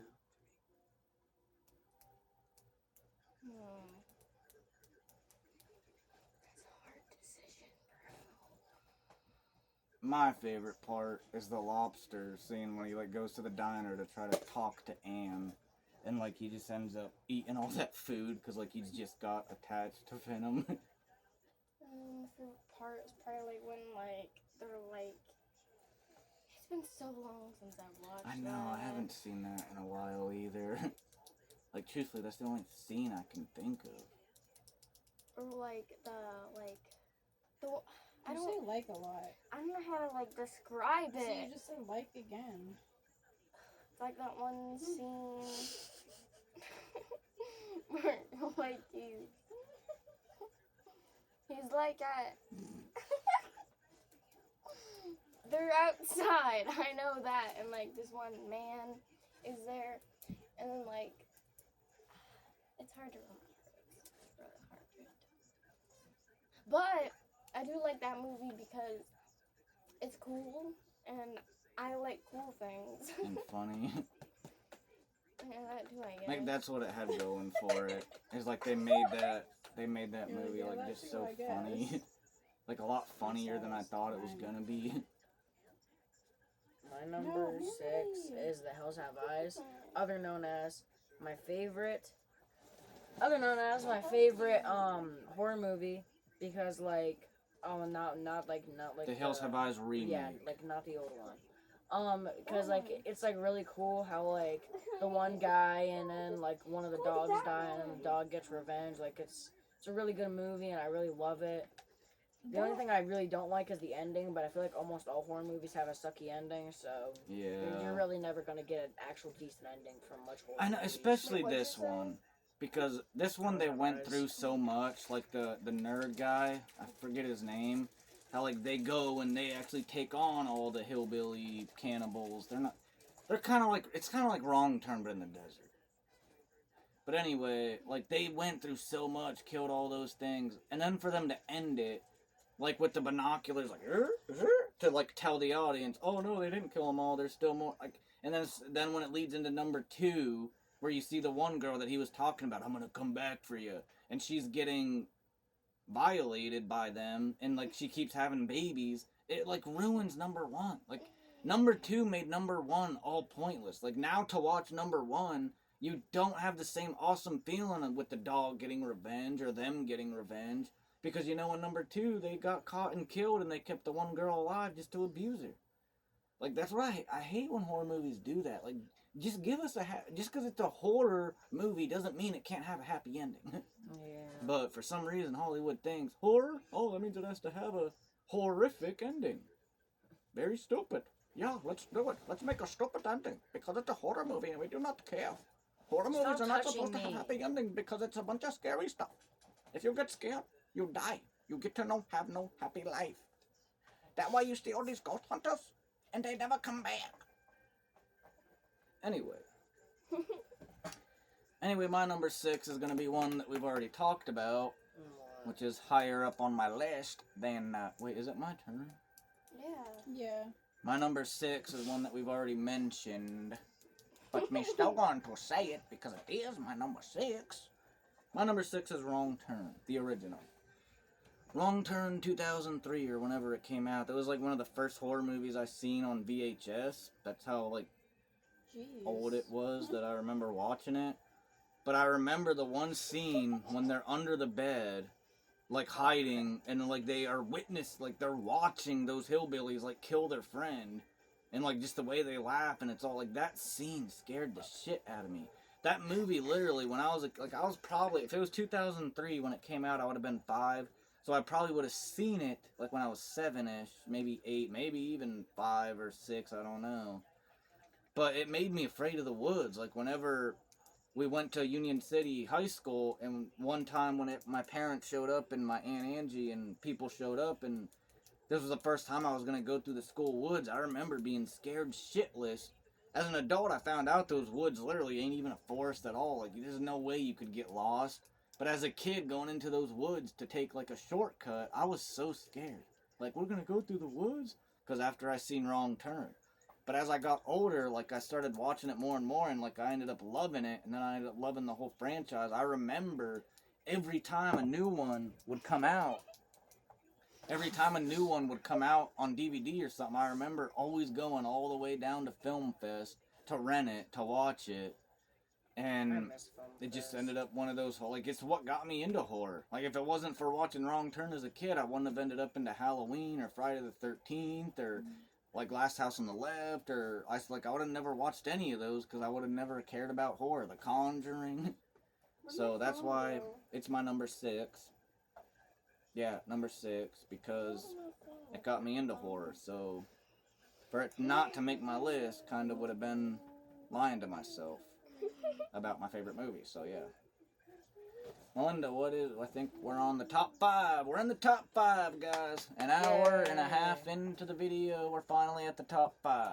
That is really weird. So these are like movies we just absolutely love to death. Top 5. What about? We're gonna do that. Okay. Maybe. Red. Maybe. Don't like it. Probably. Depends. Okay. Well, that won't take as long. I have to move. Okay, Melinda, what's your number 5? No. Quit stalling. Jim stalling. You're doing that then. What was How that to Train one? Your Dragon 1 through 3. Oh, I forgot about those. How to Train Your Dragon. I have to say it like that. You don't know nothing about that. How don't you? Look, I was a little kid when I seen that movie. So that it? Pretty much, yeah. Like, I don't really know, like, why. Like, I love dragons. Right. But, like, they did them so good. It's, like, hard not Toothless to is cool. Like, Toothless is, like, the best dragon. Yeah, where you don't gotta watch freaking Lords of the Ring or goddamn Game of Thrones Yeah, to get your dragon fix. There's that show or whatever. It's supposed to be, like, How to Train Your Dragon. It's by the same people, but you can literally just copy in How to Train Your Dragon. I don't like that show. Because, like, they made one of the dragons, it's, like, supposed to look like Toothless, only it looks like Dart, kind of. One of Toothless and the Light Fury's babies. It's, like, black and white, and it's, like, supposed to be him, and it's like, no. But it's the same creators that did it. I'm pretty sure. Right. But that's on Netflix, I think. I just don't like whenever people do that. What your number 6? What, you mean 5? Or 5, yeah. 5. Okay, my number 5 is Guardians of the Galaxy. Which one? Number 1? Or just like all of them? It's mostly all of them, but my favorite one is number 5. probably the one where like Adult Groot, Baby Groot, Teen Groot. Oh, that's Infinity War. So Adult Groot, Baby Groot, or very Adult Groot? The one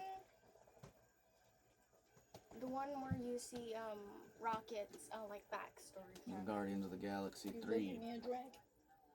That is Because that one's sad. Yeah, that one is sad. I think we talked about it a little bit earlier, like the Star-Lord scene. But yeah, You just that gotta, like, home slide like your Rocket's face out that backstory, way. it makes you watch 1 and Dude. 2 again, and it like kind of makes me them to say sadder. Like when you like see him take his shirt off, and you see like that, and Star Lord looks at him when they're in prison. Like Guardians of the Galaxy 3, like number 1 and 2 are funny and they're comedies and they make you laugh. Number 3 is still funny and makes you laugh, but it has such more of a darkness to it. Like I don't think kids like that are 7 years old or 6 should be going to see Guardians of the Galaxy 3 because it's gonna break their hearts. You see animals die. You see like it's Rocket almost die. Like it's not a kid friendly movie. And then At least the part like when he like technically goes to like heaven and sees like his Yeah. old friends again, but then he comes back like down to earth, or well, you understand. yeah, it's not your time yet. Marley, you're Yeah. making this really hard. So her number 5 is Guardians of the Galaxy Volume 3, but really all of them because they're all good. I mean, I love Rocket. I love Rocket too. Like I love how in Endgame, like when everyone disappeared, they kept Rocket alive to be like on the journey with them in Endgame. Like I kind of wish they would have kept Spider-Man alive, like to be in the time travel and shit. But really, Spider-Man is the only reason Tony decided to help to get Spider-Man back. So after seeing Endgame, I get why they dusted Spider-Man. But you know how cool it would have been to see Spider-Man like in the Avengers 2012 battle and shit, or even if like he just went with Thor and Rocket, like that would have been so awesome. But I get why they couldn't do it that way. But what I'm getting at is I love how they did keep Rocket for that journey because they could have easily had him dust away too and just made it the core Avengers. So, and Nebula too, like I'm glad they kept those. Like out of all the Guardians of the Galaxy, I think keeping those two alive for Endgame probably made the most sense. Compared to like if it was Star-Lord and Groot or something. My number 5 is This is the Greatest Remember to talk loud. Showman. You mumble this like that far His away. favorite I'm not is gonna The hear Greatest ya. Showman. My number 5 is The Greatest Showman. Man. Because guess what, Marley? Man. Guess what? Guess what? Man, Guess what, Marley? man, It's man, very man. inspiring. Okay, so That's like, it.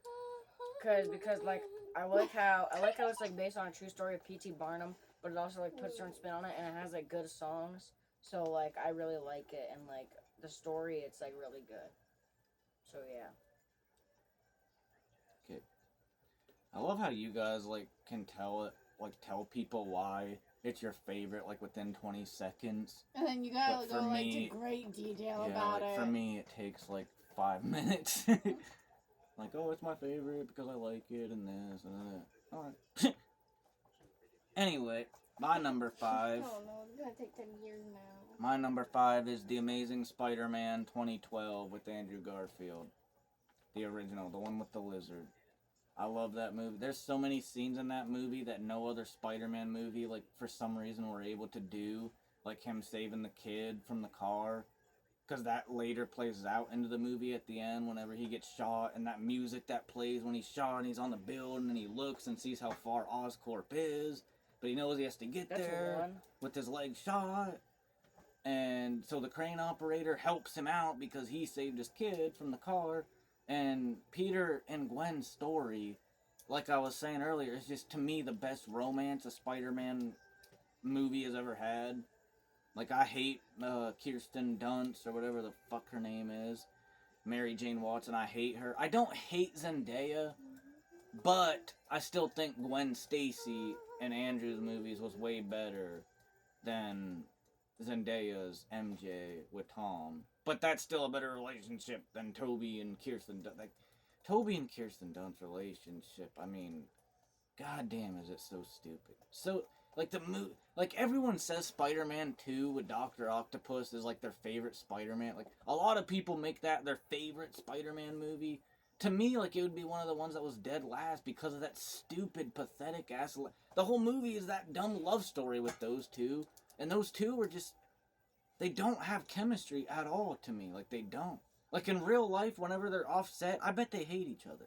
Because, like, on screen, they just don't feel like they're really in love. Like, I don't know if that's just me, but...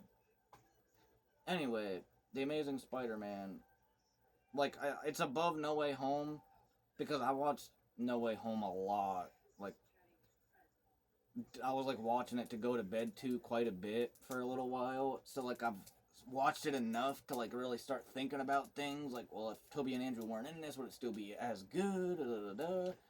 And it kind of made me realize that, like, really, The Amazing Spider-Man, I think I have the most memories with. Because that's kind of what sparked a friendship of mine with the guy named Kyle. Like, if it wasn't for both of us loving that movie so much, we would have never met. We would have met, but we wouldn't have cared about each other. We wouldn't have became friends, because we became friends because my Facebook post picture was Spider-Man, and that's how we became friends. And I even remember being at his house, literally being there all day, and we were just taking turns playing that Amazing Spider-Man game that came out, which is going to be controversial, but really it might just be because I haven't played the new Spider-Man PS4, but I think that is one of the best Spider-Man games, The Amazing Spider-Man. The one that kind of takes place right after, like, the movie, like, it kind of takes place right after the movie. But yeah, I remember taking turns with him playing that, and I even remember us supposed to have went and seen The Amazing Spider-Man 2 at the drive-in, but his dumb sister was a bitch, and that didn't end up happening because she ended up paying for her friends to go when it was originally supposed to be promised by his mom that it was supposed to be Kyle bringing me and one of his friends. So that got ruined. But anyway, I just have the most memories with Andrew Garfield's movie, like, good memories. Like, I love Tom Holland's movies. Like, we went Homecoming, we took a lot of people to see Spider-Man Homecoming. Like, I took John. I haven't seen a movie at a movie theater in a long time. And Spider-Man Homecoming, we went to see in a movie theater. So, like, I still have awesome memories with Tom Holland's movies, but I just think The Amazing Spider-Man is, like, my favorite Spider-Man movie because of scenes in it that no other, like they got Spider-Man being Iron Man in, like, Tom Holland's movies, pretty much. Like, it's Avenger level. Like, you don't just see him saving some random kid from a burning house. And that's why I like The Amazing Spider-Man, because he saves kids like that. He saves people. And in number 2, he, like, helps the one kid that's getting bullied. And then he even steps up to, like, so that's why, like, Andrew feels more like a friendly neighborhood Spider-Man than Tom or Toby. So that's why The Amazing Spider-Man is my number 5. Okay, now we're at 4.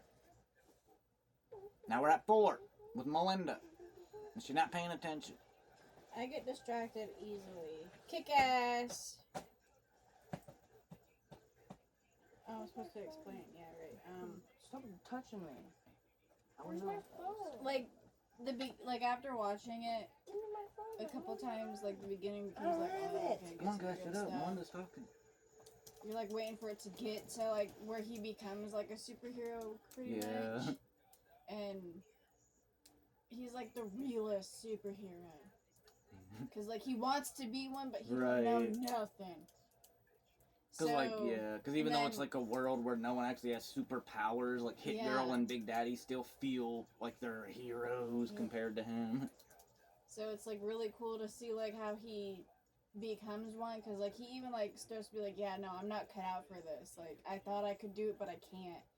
And then Hit Girl like encourages him, like, you just gotta, keep trying. We didn't become this great overnight. And then he starts to like think about that, and then whenever they need help, he helps them. And I just, that one scene is so awesome whenever he's like looking for the cat, and then he falls and makes the one bad guy trip. That fight, like the beginning, the fight, whenever like the kid comes out and is like recording it, like call the cops or whatever, and they just end up recording it and looking out the window, and then whenever he comes back up to him, the one dude says that, like, you're gonna die for some fucking piece of shit that you don't even fucking know? And Kick-Ass is like, 3 guys with 1 guy? 3 guy against 1 guy? Like, how does he say says it? like 3 assholes Against 1 guy? Yeah. Blah, blah, blah, something, like, yeah, I'd rather die. Like, that just so, like, emotional and inspiring. Yeah. And, like, I love that movie. Like, that's what number 2 wasn't able to do. Like, number 1 was able to do so much stuff like that, and number 2 just didn't have that feel. The best part in number 2 is when he like dresses up as a pimp when he's like learning from how to Yeah. actually fight, and then beats all those fuckers up, and then the end. Like that's it. Where Kick-Ass, the whole movie is good. Yeah. And that one scene, like whenever it gets big and it ends up viral, and he's like walking into a store and seeing like Kick-Ass merch, and it like that, it just gets you like you kind of feel like him, like wow, like I'm popular now, like awesome, this is cool. Like I can watch that movie a lot. Like I'm surprised that didn't make my list. I think I just forgot about it. Because I haven't seen that movie in a while. We should watch that again, like, soon. I think Marley's up. Or maybe she's asleep. She's up. She was asleep. Okay. So what are we on? I think we're on 4. Really? Oh my god. Yeah, 4. Okay, my 4 is Black Widow, I think. Oh, wow. Yeah, that's it. Truthfully, I didn't think Black Widow was going to make anybody's list. Why? I don't know. Because it hasn't yet. Like, the fact that it's in your, like, top 5 is actually kind of cool. Because I love that movie. Same. I like the, Yelena. I like things when it, like, shows, like, backstory, kind of. Yeah. Because then you actually know about them. And it's cool to know what they've done, you know? Like, I loved Yelena. Like, you get to find out they have a sister. She has sister. Like, you never knew that till that movie. And, like, I just love Yelena. Whenever she, like, does the one thing and she's like, ew, like, doing the pose. Like, you're such a poser. And then she tries to do the pose that Black Widow does. And then whenever she actually does it herself later on in the movie, it's just so funny because she goes like, ew, like it was cringe. Yeah. It's so hilarious.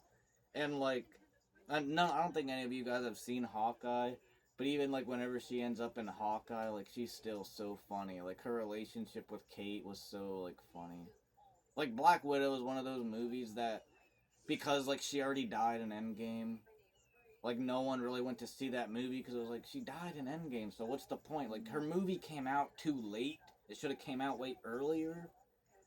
But I still love the hell out of it. That's one of those movies I know a lot of people hate on, and I don't get why, because I absolutely loved it. I think that was the last movie we seen in a theater before COVID fucked everything up. Or no. We watched that during COVID. Because I think it got delayed or something. But it was the last movie we watched during COVID before we had a huge dry spell of seeing movies in a theater. I think after Black Widow, the next movie we seen in a theater was No Way Home. Wasn't Black Widow when we went in that large Yeah, Yes, we ended it up in a was. huge goddamn Oh lake. yeah, and like All of us. That people was saw so us funny. do that, and they started laughing and like pointing at us. And we thought it was shallow, and no one noticed the other person was getting into deepness, so all 4 of us did it. Yep. Like, back then, when we go to the movie theater, we have to hurry up and get back to the bus, because the bus only comes back to Union City at, like, 1:50, and we're seeing these movies at 10, and it's Marvel, so you have to watch the end credit scene, or you're gonna miss something. So we always have to run back to the bus, which is all the way at the mall, which is, like, a good, like, half a mile, maybe a mile. And we gotta run that far, and so the fucking Tinseltown parking lot was just drenched with water, because it was raining. And in my head, I'm the first one that did it, in my head I felt like, oh, it'll get shallower to where I can just jump. Well, once I jumped, and then I realized, oh, now I'm in it deeper, so then I just start running to get out of it. And it got deeper and deeper. And then I look back, and everyone's doing the same fucking thing. Like, we're all just running, trying to get out of this deep-ass water. And as soon as I was, like, that's what you were doing when we went in, like, the water. You were saying, don't talk about anything, because we were, like, trying to wait until we got, like, home or something. On the bus, yeah. And then, like, I was just still, like, talking about it, so then you just kept looking back at me. So then you went in the water, then I also went in the water. Then it was just, oh gosh. That like, day was fun, though. Yeah, we were trying to hurry to the bus, so we didn't want to talk about the movie. We wanted to wait till we were on the bus to talk about it. So, like, none of us, like, realized that it ended up getting that deep, because we were still talking about it, even though we said not to. But that's like one of those memories that's so funny because that like we all took the bus for that. Usually our dad would take us or we'd have other ways to go, but like for a while we were like taking the bus because my dad didn't have a vehicle or nothing, so we would have to take the bus, and it was just that was just a funny memory because that happened. But yeah, so I guess that is a damn good movie. Like it's one like nowadays Marvel gets a lot of hate for some reason. Like people after Endgame, it's like nothing is ever gonna be Endgame again, which is obvious. Nothing will. So like to people, like every movie they put out is just stupid now because it's not Endgame. But to me, like they're still making all the same movies that they did back then that everyone loved. The only difference is now people have seen Endgame and they feel tapped out on watching anything else because they know it'll never be at that level. It's like, just wait till Avengers Kang Dynasty. Guarantee all these people that are hating on Marvel, come Kang Dynasty's hype, trailers and shit starting to come out, I guarantee all these haters are going to come out of their bushes and act like they've been on fucking Marvel's side this whole time. Like, oh yeah, Marvel. Oh, this trailer looks so good. Oh no, they're all teaming up again. Like, oh, what's this gonna... And it's gonna be like, wait a minute. Marvel has all these fans again? I thought everyone was good on Marvel. It's like, you mother... Like, that's what's gonna irritate me. Because I know all these people, as soon as Kang Dynasty comes around, they're gonna jump right back on that bandwagon and act like they never jumped off, even though they fucking did. And me, I'm gonna be one of those people that stayed on that bandwagon. Because still, after all these Marvel movies, Ant-Man and the Wasp, Quantumania, I loved. Multiverse of Madness, I loved. Spider-Man No Way Home, I loved. Fucking Eternals, I loved. It took me a while to watch that one, but after I did watch it, I loved it. The only movie I haven't seen yet is Shang-Chi because it's like, I just can't get into it. It's like not my type of movie, I guess. Like, I'm not really into the Chinese martial arts, weird shit like that. But I'm gonna be one of those people that's like getting hyped up for those Kang Dynasty trailers and shit, and it's gonna be genuine because I've still been a fan the whole time. Where everyone else is gonna act like they have and really they haven't. Anyway, I don't know whose turn it is. I got lost on a tangent. Mine is also my number 4 is the Amazing Spider-Man 1. Because like the one scene where he does get shot, like that scene is always like so emotional because you get like so like hyped up, and like that movie is just like amazing. I know it feels the most like he's still a man, like not a superhero. Because like in that scene he feels like a human. Like, I got a shot leg, I got all this distance to travel. And then when you see the crane operator line up those cranes so he can, like, web shoot there better, like, that, it's just so... Because, like, you know in Peter's head, he was then, like, yeah, like, someone's there to help me, because he helped that guy, which is the villain from Criminal Minds. Huh? Isn't it? Isn't that guy, like, a killer in Criminal Minds?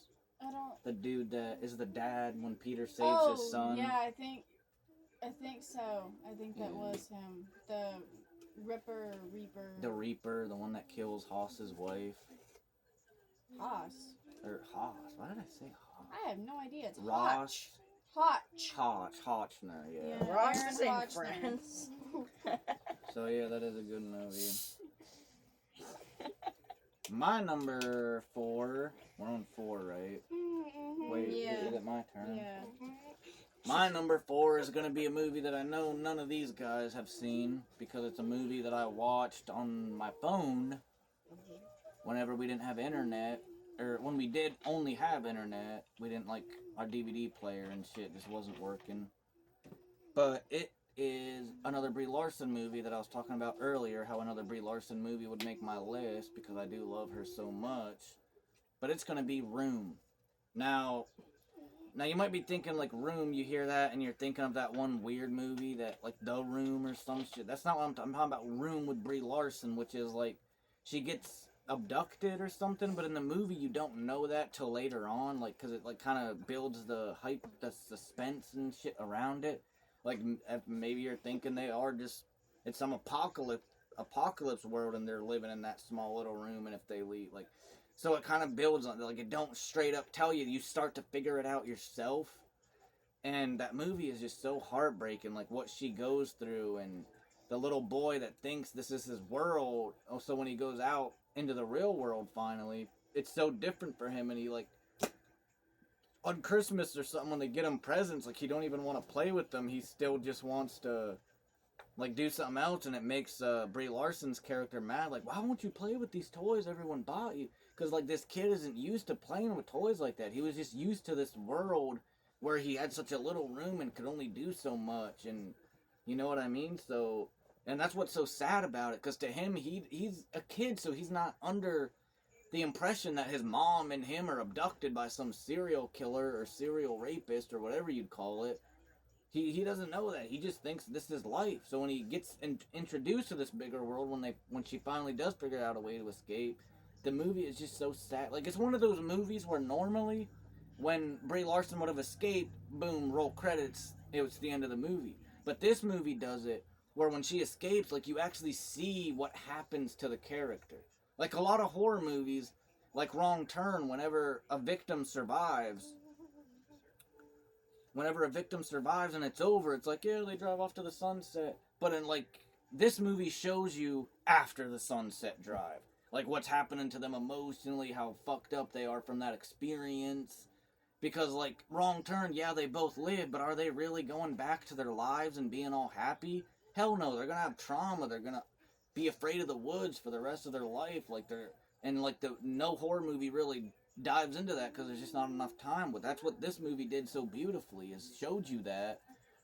And they still had the beginning too, where you were seeing them trapped still before like they get out.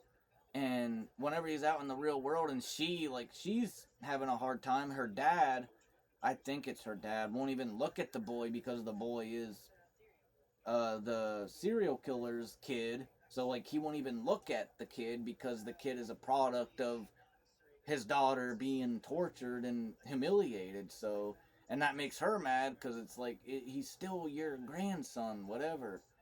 So like, Brie Larson ends up like trying to commit suicide, and the kid, just the way the kid talks, like, mommy tried to leave without me or something like that, and then he like gives her some of his hair because it's his strong. Like, that movie is just so awesome. I love that movie. It's so like heart, like, you can't, if you have any kind of heart, you can't watch that movie without crying. Like, it's just such a good movie. And Brie Larson, I think she won an award for that movie, like for best actress or something like that, but I don't remember. But she deserves it if she did, because she did a phenomenal job in that movie acting. And even the little boy did a good job in that, because most of the time when you watch horror movies with kids in it, the kids are so, like Babadook, the kid is just so fucking annoying, you want to kick him across the room. Or like most kids in movies you just hate. Like I was just talking about like Deadpool 2.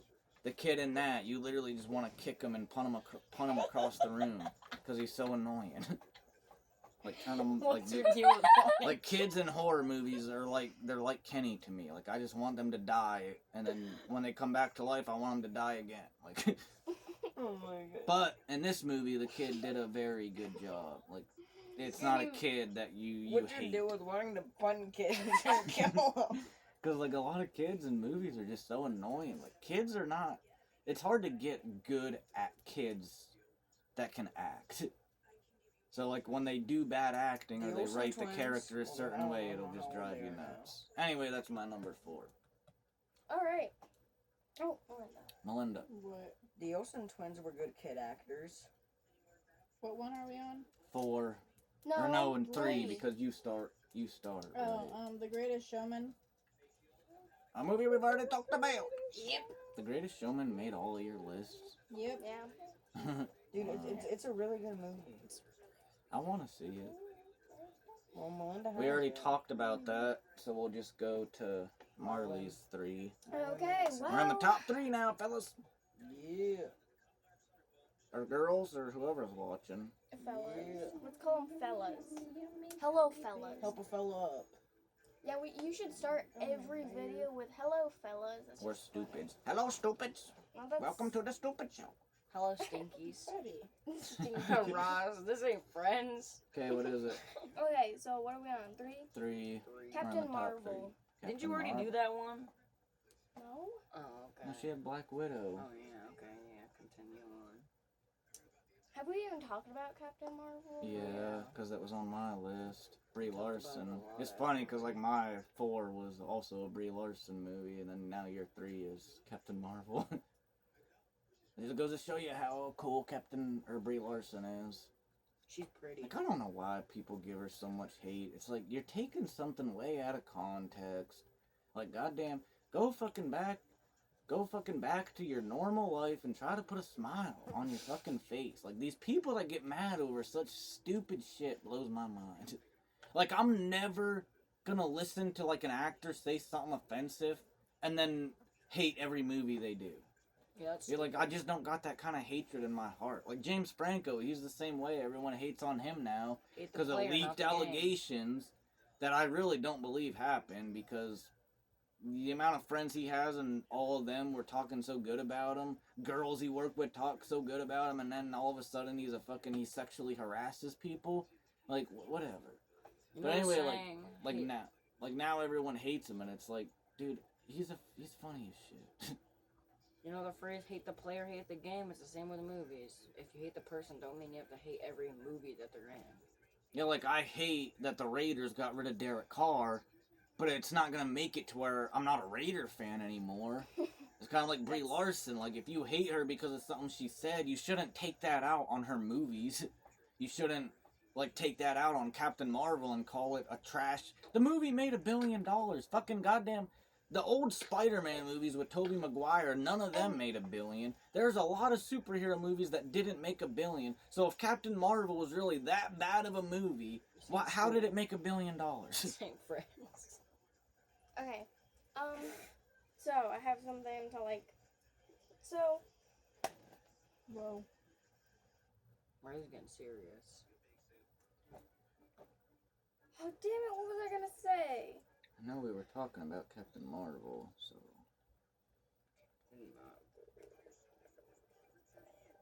Oh yeah. So it's a character. It's not the person. It's like Yeah. the character. So like, you shouldn't get mad at the movie and the movie's character for When that the character actor. isn't that actor, right? It's like imagination, right? Mhm. Like you shouldn't. If I put it this way, if I really love like Fallout 3, the video game, if I love that game so much, but then I find out that one of the creators, like, let's just, because games take a lot of people to create, but in this made-up world, let's just pretend one person did everything for that game. They made that game, they produced the game, they did all the dialogue, they did everything for the game.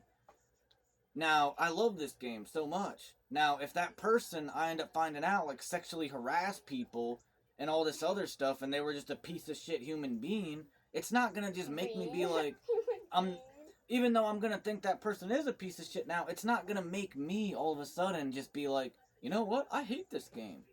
Because it just won't make any sense, because I still love the game. Like, I'm not gonna hate a game just out of, like, I'm not gonna hate Captain Marvel, the movie, just because I hated what Brie Larson said. Yeah, And the people that do that, and did do that, you guys are just fucking stupid. Like, no offense to any of the, if, like, you're one of those people watching this. No offense, but you guys are stupid. Like, I'm not trying to, like, I'm not trying to say you're stupid. I'm just saying, like, I'm just trying to say, like, you shouldn't, like, take something so stupid out of context and let it have that much, like, what are you doing in your life that you're gonna let something so dumb get to you that bad, And that's so gonna little. make you hate a movie so bad? Like, is your heart really that easily manipulated? Because if that's the case, you need to get a life and do something other than watch movies all fucking day. Because there's Jeepers Creepers. That dude, the man that played Jeepers Creepers, people find out he was, like, fucking a pedophile and shit. The dude that, like, was in the costume as Jeepers Creepers. But that doesn't mean Jeepers Creepers 1 and 2 are now stupid-ass movies. They're still good movies. Yeah, there's some pervert that plays Jeepers Creepers in the movies, but it don't, just because that happened don't mean that now we have to think those movies are stupid. You know because what? the actor Yeah. itself doesn't do that. So, Right. Like, No, he does. And get this. It's a character that. And get this, everyone gets mad Oh. about that shit. Everyone gets so mad about that shit to such a high level. And guess what? How many of you motherfuckers out there are fans of Freddy Krueger? Freddy Krueger, Is the a actual pervert. character, Who is a pervert. child pedophile. He is a pedophile. He likes touching kids with his claws. Right, and there's so many people that are His cold fans claws. of that character. But then you want to fucking get mad at fucking the dude that plays Jeepers Creepers, and all of a sudden now Jeepers Creepers is a shitty horror movie. Like, like, wake up, smell the coffee, like, you guys are fucking morons. Like, it makes no goddamn sense. Like, we're fans of characters that kill people. Like, I love Jason, I love Michael Myers, we're fans of those people, and they literally murder people.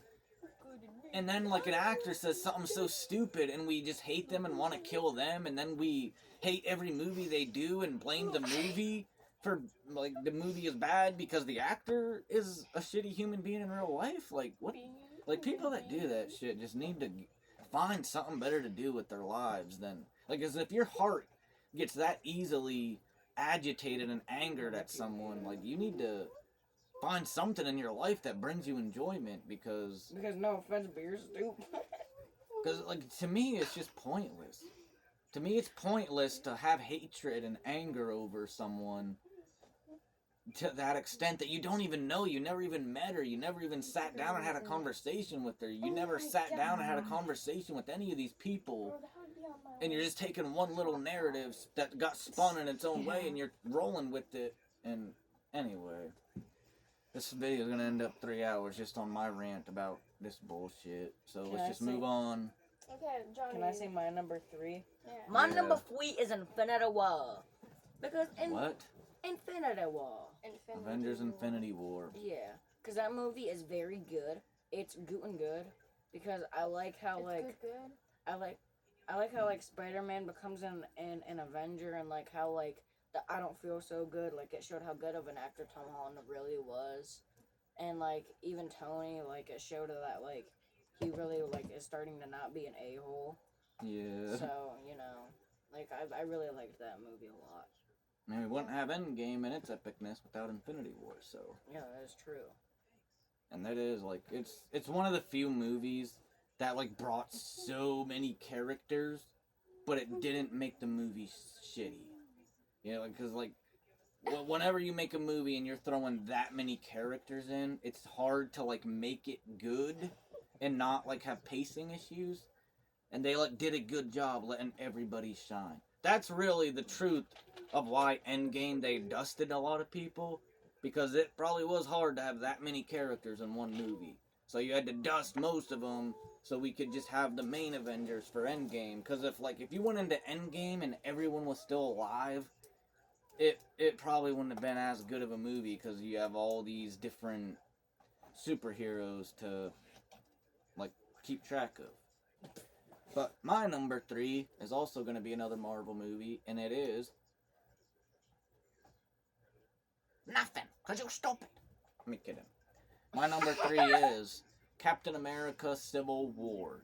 This movie is what got me back into superhero movies. Because whenever I was in school and I was a kid, for some reason liking superheroes was stupid and it made you a loser. I remember winning Oh, it still something at is. school, like for perfect attendance or something, and I got to pick a book, whatever book I could, for free, because I won something, and I picked a comic book, and I remember the teacher literally delivering it to me when I was in another class, so everyone's seen it, and it was like an Iron Man versus Hulk or something comic book, and she delivered it to me, and I remember, like, everyone, like, laughing at me, and, like, laughing as she, like, handed it to me. And I remember reading it and even hearing, like, people, the cool kids, like, making fun of me for it. And I never stopped loving superheroes, because I never let people, like, change me into something I'm not. But I did, like, quit caring about it that much. And then Civil War, which brought in Spider-Man to the MCU, because we thought Andrew Garfield and all that shit was done. So we, truthfully, I don't know about anyone else, but I was in the mindset that we were never going to get another Spider-Man movie again for a while. So, because you got to figure, since Spider-Man 3 to Amazing Spider-Man was a little while. Like, truthfully, they got a new Spider-Man going pretty quick, and I wasn't expecting it. But anyway, that's what got me... Because I loved Avengers 1. I remember seeing that with a girl named Kayla Petrie. I remember going to see that at the drive-in, and she just wanted made out the whole time. And I literally remember her making out with me, and me, like, literally, like, looking over at the movie still, because I wanted to watch the movie so bad. And I remember being so mad at her, like, I want to watch this movie. Why do you want to just kiss me this whole time? No offense, Kayla, but... Anyway, I remember, like, watching that and loving it. I remember drawing Iron Man. Like, I never knew who Iron Man was, but I remember being a kid after seeing Iron Man 1 and playing the Iron Man games. I remember loving the fuck out of that. But I never, like, kept up with the MCU movies like I do now until Civil War. Civil War was such a damn good movie, the way it had Spider-Man introduced and Black Panther, and the story was, like, so... It made so much sense. Like, in a superhero world, like, there's gonna be debates. Like, whenever Wanda's blowing shit up and then they start wanting to do the Sokovia Accords because they're tired of these heroes, like, destroying cities and shit, trying to fight off these villains. Which, to me, was kind of stupid, because it's like, well, if we don't fight the villains, then it would be even worse, because Earth would just be exploded, because the villains would take over. But anyway, you know what I'm trying to say. Like, that movie is, like, one of the few movies that had a storyline that made perfect sense that, like, a lot of other superhero franchises or movies never do, and that's, like, show you what, like, Earth is thinking about this superhero crap that's always going on. And the airport scene is, like, if Endgame didn't exist, that would be the best superhero scene ever. Like, when all the fucking Avengers are fighting each other with Spider-Man and fucking Black Panther in there, and they're all fighting at that airport scene when Ant-Man gets really big, and, like, Spider-Man's using Star Wars Easter eggs to help defeat Ant-Man. Like, that movie is so awesome. And it made me go to the game exchange with my money, and I started buying all the MCU movies again so I could rewatch them. And then, like, it was starting to lead into Infinity War, and I was getting so hyped for Infinity War with Spider-Man in it, and all these other heroes that I just rewatched all their movies and fucking loved. Because a lot of them I never even watched. Like, I never watched Winter Soldier, I never watched any of Captain America movies. I never watched Iron Man 3, I never watched Guardians of the Galaxy. But because Civil War and how good it was, I went back and watched all those again. And realized that I love them all, like, and then it led into Infinity War where they were all teaming up, and so, like, Civil War is my number 3, because it kind of brought me back into loving superheroes again, where before that movie, I was kind of, like, on this thing where it's like, I like superheroes, but I'm not gonna go down the streets wearing my Spider-Man shirt or nothing. And now, it's funny, because now, like, liking superheroes is cool again. Whenever I was a kid, it was fucking lame. Like, so... yeah. Like, it's just funny to me that, like, everyone was so hyped up for Infinity War and Endgame, and Endgame, the theater being so packed. Like, I guarantee there was some of my classmates seeing that movie that made fun of me for liking comics when we were in school. Like, I guarantee that. And that's anyway. Most of them probably liked superheroes whenever Yeah, they I were know. that age. They I just wanted know. to seem cool. Exactly. But anyway, that's what got me back into superheroes. So, like, that's why it's one of my favorites. And it is a good movie in of itself. It's not my favorite just because it got me back into superheroes. And now we're on number 2. Number 2. Oh my gosh. Wait, we are, yeah. Yeah. So mine is Descendants 1 and 3. Malinda. 2. Descendant 1! 2 is And where 4. Harry's introduced. No. 1 and 3. 1 and 5. There's not even that many. I wish there was. Now why? Well, like, I was thinking about it, and, like, Wait, that. I love all 3 of them, but number 2, like, Is it number 2, the pirate ship one? the Where they're, like, on a story boat just- the whole time? you don't need that story. Because, like, in 1, you meet Audrey, and you get to see that Mal did steal Ben from her Right. by putting a spell on him and stuff. But he did like her to begin with anyway. You could tell because whenever they're like first meeting, he goes to greet them and like he like looks at Mal like you can tell that he likes her. And then in 3, the Audrey is the one that becomes evil. Because she thinks, well, maybe if I become, like, evil or bad or whatever, I'll finally get Ben back because I was too good for him. So maybe I have to be more bad. Isn't it funny how most, like, Disney trilogies are that way? Like, where 1 is very good, Yeah. but then 2 is like, but then 3 is good again. Yeah. Hotel Transylvania, 1 is really good. Hotel Transylvania 2, ain't a to me, was Disney Yeah, it's stupid. not Disney, buddy, but, you know. That's not Disney? No. You thought that was Disney. Mm. You freaking did Well, point. Still, like, 2 is and then 3 was good again, and I then like when 4, you say, and then 4 was also trash. Cars. Okay, Cars Cars is one actually was Disney, really that's good. job. Then number Disney. 2, they were like spies and shit. Yeah. But then 3, I haven't seen 3, but everyone seems to think 3 is really good. And I bet it happens with Incredibles. Incredibles 1 What? was really good. Incredibles 2 was shitty. And I bet when they make a 3, it'll probably be good again. That could always happen. With cartoons. Every time you talk, you spin that later and you keep dropping it. You dropped it on the head. Number 2. Oh, man. Just Marley's number 2 is... I'm trying to look for it.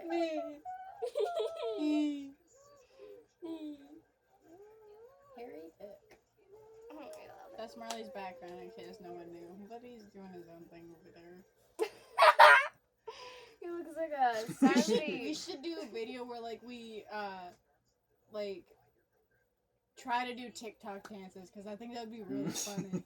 Like us trying to do TikTok dances together, and then like we could post the actual TikToks on the shorts on YouTube. Right. Because like that would be really funny, mostly because of Buddy. maybe. There you go. Okay, Spider-Man. Wait, what was it again? You made me forget.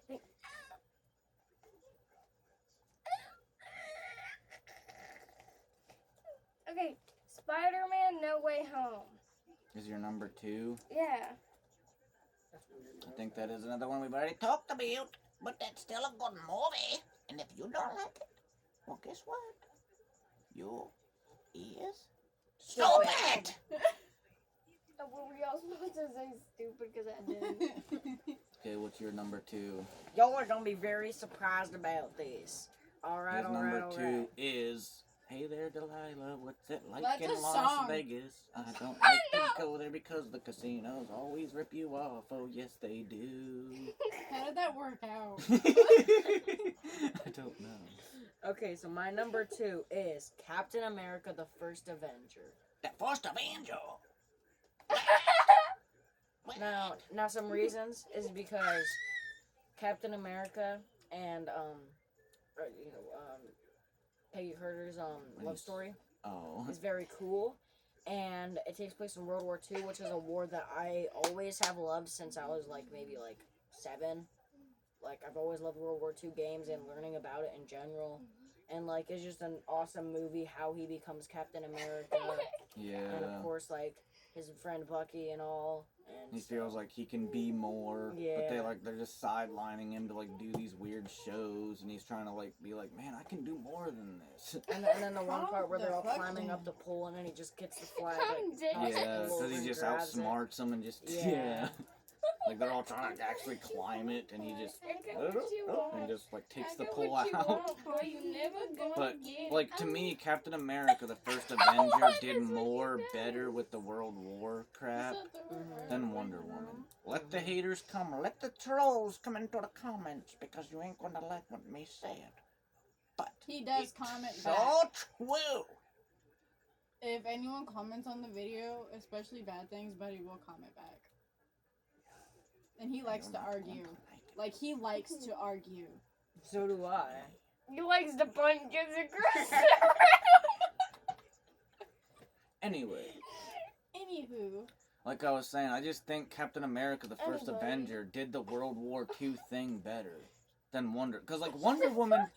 Now, correct me if I'm wrong, but I don't think girls were soldiers back then. Like, that didn't Nope. happen till later, didn't it? They were only nurses. They were not allowed to be soldiers. Yeah, so, and, like, Wonder Woman shows up on these battlefields and shit, and, like, no one questions it. No one's like, well, that's kind of weird. There's a girl soldier helping, and she's in this weird armor that wouldn't even exist back then, because it's, like, before technology was that good. Like, and, like, no one questions it. Like, but, like, little weird glances here and there, like, huh. But really, that's not them questioning it's a girl. It's questioning, like, her powers. Like, they look at her like, whoa, you can do that? Like, no one ever, like, takes a second glance at the fact that you got some girl in the fucking war and no one gives a shit. Like, it doesn't... Wonder Woman #1 was such a stupid movie. I don't know why so many people like that movie. Like, for people to say, oh, it's better than Captain Marvel. It's like, motherfucker, Captain Marvel made $1 billion. Wonder Woman made $800 million. So Captain Marvel... did way better. And even though Captain Marvel ain't like a world war, I even think that movie did better, like with her being a fighter pilot jet, than fucking Wonder Woman's goddamn pointless ass storyline. Because then in #2, then they bring in weird ass shit. Like, at least Winter Soldier, Captain America 2, was still like fighting, and it was still Captain America, where Wonder Woman 2, it feels like it's not even Wonder Woman anymore. It feels like it's like Jimmy. In Wonder Woman 1, it felt like she was down to earth, but then in 2, it was like, I don't know. I just think Captain America, the first Avenger, did a lot better, like, with the World War II environment than Wonder Woman did, and yet, like, everyone likes to love and gossip about Wonder Woman way more. Like, no one gives the first Avenger enough credit, but it is, like, it's a good movie. It's like I said before, like, there really is no Marvel movie that I absolutely hate. Like, there's a few that, like, I might like better than others, but, yeah, like, and the first Avenger is one of those ones that don't get enough love, and it deserves it, because it is a good movie. I give it enough love, because I put it at #2. Okay, so, what's your #2? Me? Or, I wait. already said It's mine. your turn. Oh. Eagle My #2 might surprise some people, but it might not. My #2 is Halloween 2018. Because kind of like Civil War, because like Civil War, it kind of brought me back into horror. Because I was coming off Rob Zombie's Halloween 2, which was fucking stupid. And I was like, I was in this mindset that all horror movies were just popcorn, just fucking bullshit. Like, oh, everyone's gonna die at the end anyway. So I wasn't really into horror movies. I wasn't really into horror movies anymore. At least not to that extent, but then I watched Halloween 2018 and The Conjuring brought me back into horror movies too, because like, it was around the same time I watched both of those, because me and Jonny did this one deal from Film Fest, Yep. where like they used to, whenever movies wouldn't really be new releases anymore, they used to like make you have some kind of deal, where like you could get 9 for like $12 or something like that, and Conjuring was one of the ones I got, because it was a double pack, Conjuring 1 and Conjuring 2. And then And I chose I Halloween couldn't- 2018. Yeah, I couldn't think of like a 9th movie to get. Like I was looking, I was like, nothing. And Jonny got Halloween 2018. That's the one he picked out. And I was like, all right. And I remember I just popped it in one day because I had nothing to watch. I was bored. And holy fuck, because a lot of people they hate on that movie because of the trailers, because like it showed a lot in the trailers. Well, Now, we mind didn't you, watch right, the I never trailers. watched any trailers or nothing because I was never interested in it. Never even knew it existed until Jonny got it from Film Fest. So, like, the scene, like, with the teeth and shit that was in the trailer, to me, I was seeing that fresh for the first time when I was watching that movie, and god damn was that movie brutal. Like, I almost cried when the acting was so good, I almost cried when the one girl got her fucking neck snapped in the bathroom. Like, whenever he's bashing the goddamn dude's head in, and then she, like, he gets to her, and then he just fucking chokes her, and she's, like, screaming, and he snaps her neck. Like, I kind of felt like I was her in that moment. Like, I felt that shit. Like, that's something you would only feel probably the first time watching it. Because, like, I can't say I've ever felt it again as I watch it more and more and more and more and more. But anyway, like, just that whole movie is just so good. Like, the one scene when he stabs the girl in the back of the neck, and then you're like, oh my god, is he about to kill a baby? And then he really just walks by the baby, like, And whenever he kills the one kid in the truck, you're like, holy shit, this fucker's even killing kids. Like, that movie was just so fucking... Dude, it made me go back and watch 78, which I'd never seen before, and I love that movie, and it made me love the Halloween franchise, even though really, I only like Halloween 78. 2018 kills, ends. I do like Resurrect. A lot of people hate that movie too, but I love that movie. I like Rob Zombie's Halloween 1. But all the rest, I hate. I hate H2O, hate 6, hate 5, hate 3, hate 2. 1981's 2. Like, I hate that. If that one is... it was just so fucking boring. But anyway, even the way they ended it, like with the fire, because it like left you... Whenever I found out they were doing Halloween Kills, I was like, how? When he's like burning. And then when you watch the Halloween Kills trailer, and like you see him take on like all those firefighters, like Halloween 2018 is my number 2, because I love that movie so much. It's like, it's one of the few horror movies that like has a good beginning, middle, and end. Most horror movies have a good beginning, middle, and a shitty end, or some horror movies have a boring beginning, middle, and like a twist end that makes the end good. There's only a few horror movies in the world that actually have a good beginning, a good middle, and a good end all in one. And I think Halloween 2018 is one of those that has that. So, let's go back to Malinda. Number 1. Avengers Endgame. Wait, so we're on number 1 now? Yeah. So we might as well all say it. Okay. What's yours? Avengers Endgame. Endgame. Yeah.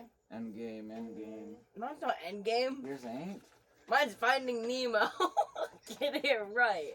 Jonny's is Finding Nemo, I Listen guess. here, bro. Finding Nemo is such a good movie. Like, imagine if you were a dad and then a shark ate your mom, or not your mom, What? your wife.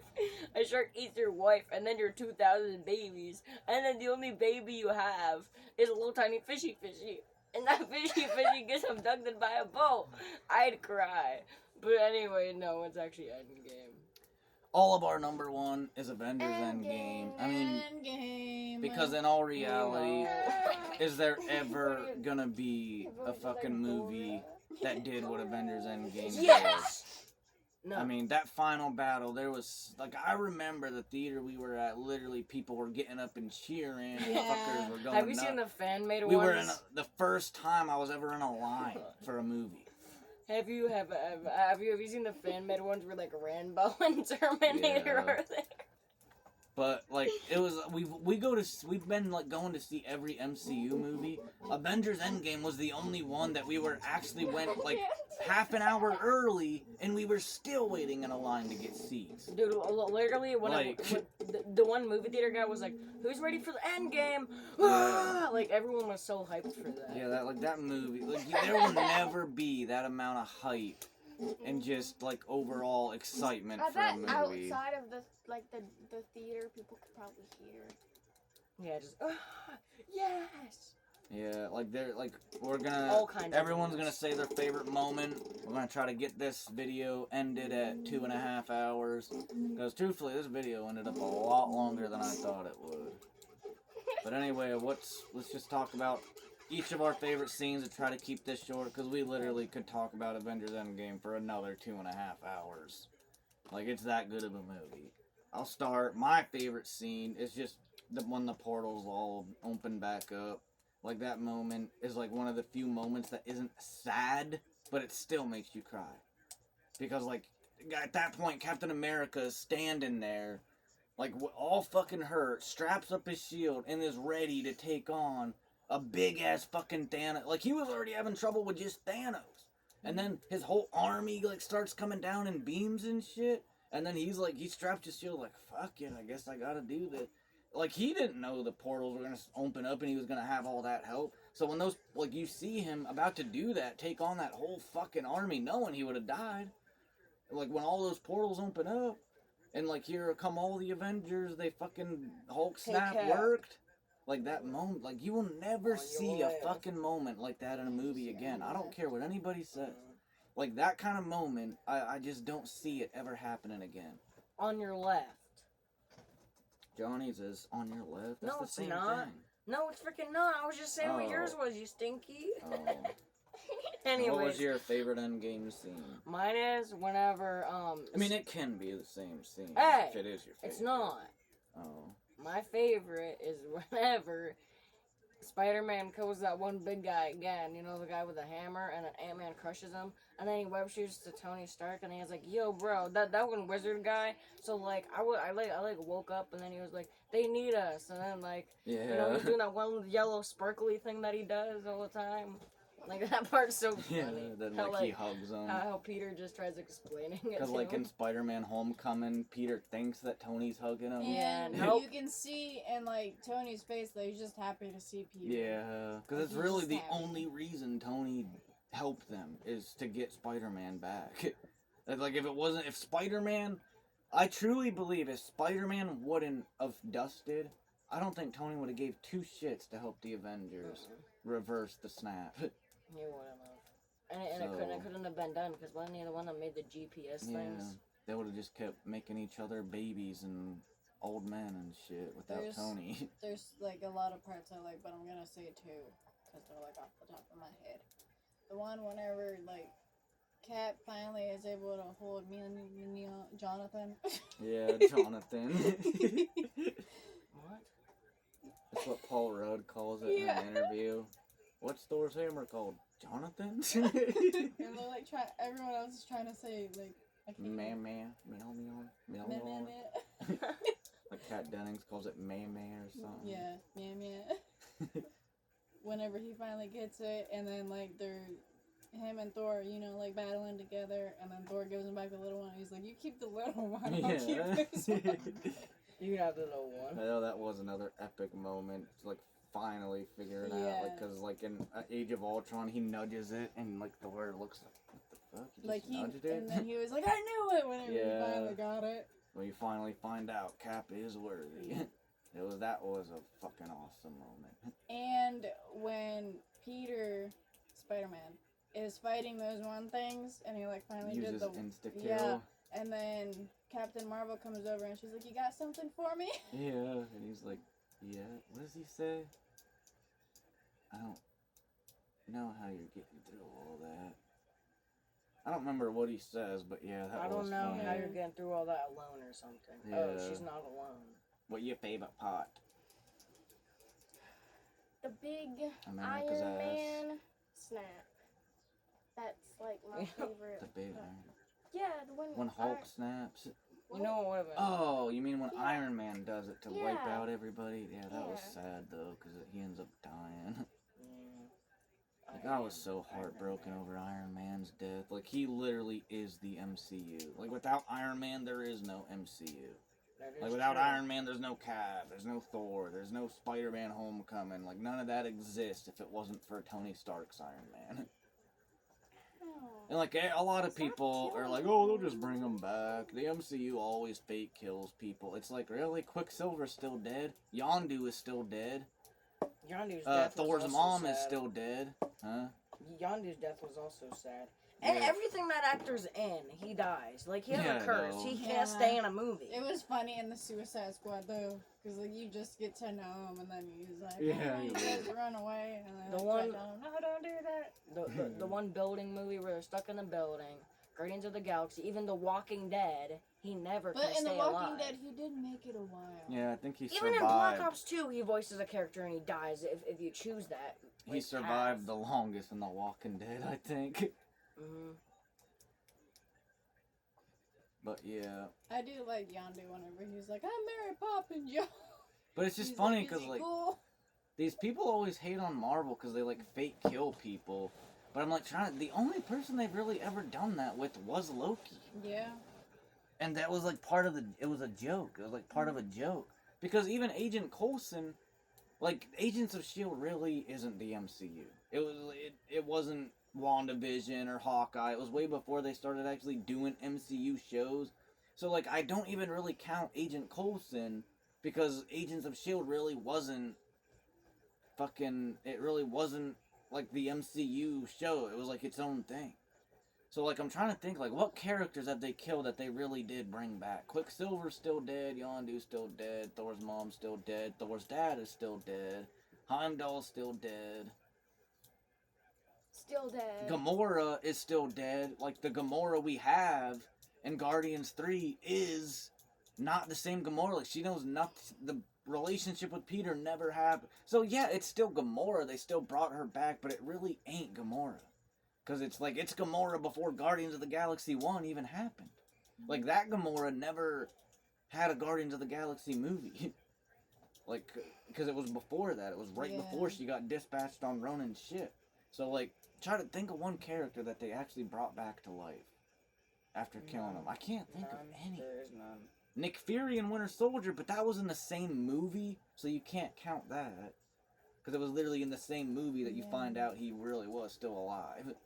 So I don't know why people, like, hate on Marvel for that, because, like, really, I can't think of any examples of that actually being true. I don't know how I ended up on that rant. But... Iron Man's parents are still dead. Oh, that's what I was getting to. Iron Man. Like, everyone thinks that death is going to be pointless because they're just going to bring him back. But it's like, if they really were going to bring him back, I feel like they would have done it by now. And plus, honestly, they would have had him in Multiverse of Madness as one of the Illuminati, because, like, the Ultron bots are in that movie. So if they really were going to bring him back, they would have did it for that movie. Because the hype level for that movie would have been way higher if they did. So they're... I'm not saying they're not going to bring him back eventually, but I don't... If so, like, Yondu should be back. Like, if they really were gonna, they would have brought other characters back by now, too. Like, Endgame would have been the perfect movie to bring Quicksilver back, and they didn't. And even Yondu. Like, you could have easily brought Yondu back with Endgame, but they didn't. So, I don't see them bringing Iron Man back. Like, unless Marvel, like, starts only ever making, like, $200 million per movie.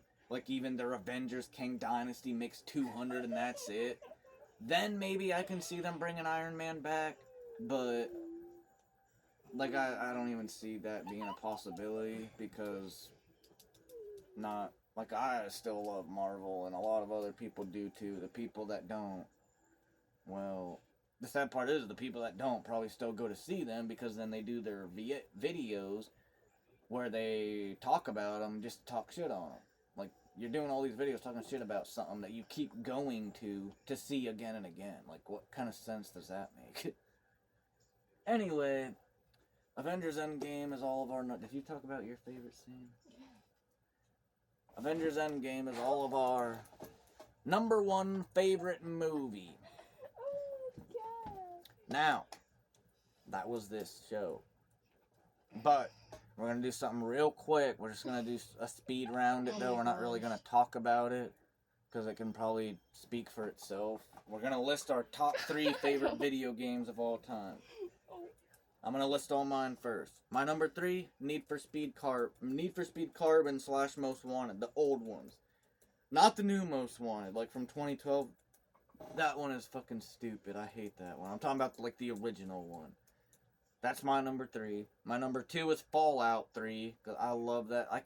That's one of those games I can start playing and literally be playing for 10 hours, and in my head I feel like I was only playing for 2. Like, you get so wrapped up into playing that game. And number 1, it was a toss-up between Grand Theft Auto 5 and Grand Theft Auto San Andreas. I think I'm going to go with San Andreas, because San Andreas, I grew up on that game. I've beaten that game so many times, and I can still play it. Like, GTA 5, after you beat it 10 times, it's hard to keep going back to it to beat it again. Where San Andreas, it's funner to do, to, like, restart again and again and again if you beat it. Because, like, I don't know why, but, like, GTA San Andreas is better to me than... The only thing that makes 5 better is the graphics. But if GTA San Andreas and GTA 5 had the same exact graphics, guarantee everyone would think San Andreas was better. So, my number 1 is GTA San Andreas. Okay, now we'll go Jonny. We'll do, like, the opposite. Okay, my number 3 is Roblox, and don't hate on me, because I've made a lot of friends on Roblox, and it, like, has a lot of games in it. And my number 2 is Pokemon Leaf Green or Fire Red, whatever. Well, they're technically the same game, but right. We're talking any kind of video game. Okay. I was like really confused. I was like, what? Just because like that. As game long is really as the fun. game has a beginning, middle, end, like a story. Like I was gonna have Madden on there because I love Madden, but that like you literally would play your franchise mode forever. Like it doesn't have an end. It's forever and ever and ever and ever. So something like Madden, I wouldn't count. But like Fallout 3, Grand Theft Auto, those are all games that like actually have an ending. Like even though you can free roam at the end of GTA, it still has an ending to its story. And Roblox is a game platform that has games that have a story, so it counts. Anyways, so yeah, my number 2 is Pokemon, because like you can play that game over and over, and that is my favorite Pokemon game. In my opinion, the new ones are trash. And then at number 1, I have Minecraft. It is, I think, still the most popular game. I don't know if that's changed yet. But, like, that game I've also made a lot of friends on, and it's, like, really fun. You can build stuff, or you can do survival, so that's a really fun game, too. Okay, you go. What's yours? Who, me? I think I forgot to even tell you about the game thing. Or did you right there? Marley, just Okay, say go. yo. I didn't think it Trying was to wrap this mine. video up. It's already 2.5 hours. Okay. It's a So- whole movie. Okay. So, Call of Duty Black Ops, like the story mode thing. Number 1 or 2? 3. 3. We were doing 3, weren't we? No, I You've mean never like even Call of played Duty 3. Black Ops 1 I mean, or Black oh. Ops 2. Oh my goodness. Because I know 2 is the one that we always do zombies on. Because number 1, zombies, is fucking stupid. Get your freaking head out. We don't even own number 1. So what's your 2? Oh my god. Oh my god, I'm gonna eat. You're not even in the camera anymore. I'm trying to get there. Get up. Come on, you Hurry up. This is already a whole Oh, God. movie. Okay. Go. Number 2. Number 2 is Fallout, the first one. The first the one? first one? You've never played that either. Like I 3, New haven't. Vegas, You never played the 4, first one. 76. The first one's only on PC. You don't own no PC. Mom, Yeah. you get in front of the camera. I've been waiting for hours. Go ahead. Makes sense. Then 2. Okay. Okay. You're not doing that. Well, the one that, like... 3 3? is the first It's not the one first on one. game systems. I guess that one. I don't know things. Okay, and then... Red Dead... You keep leaning on me. I don't like being touched. Number 1 is... Slow down. Stop You're still it! touching me. Well, it's because you're gonna pinch me.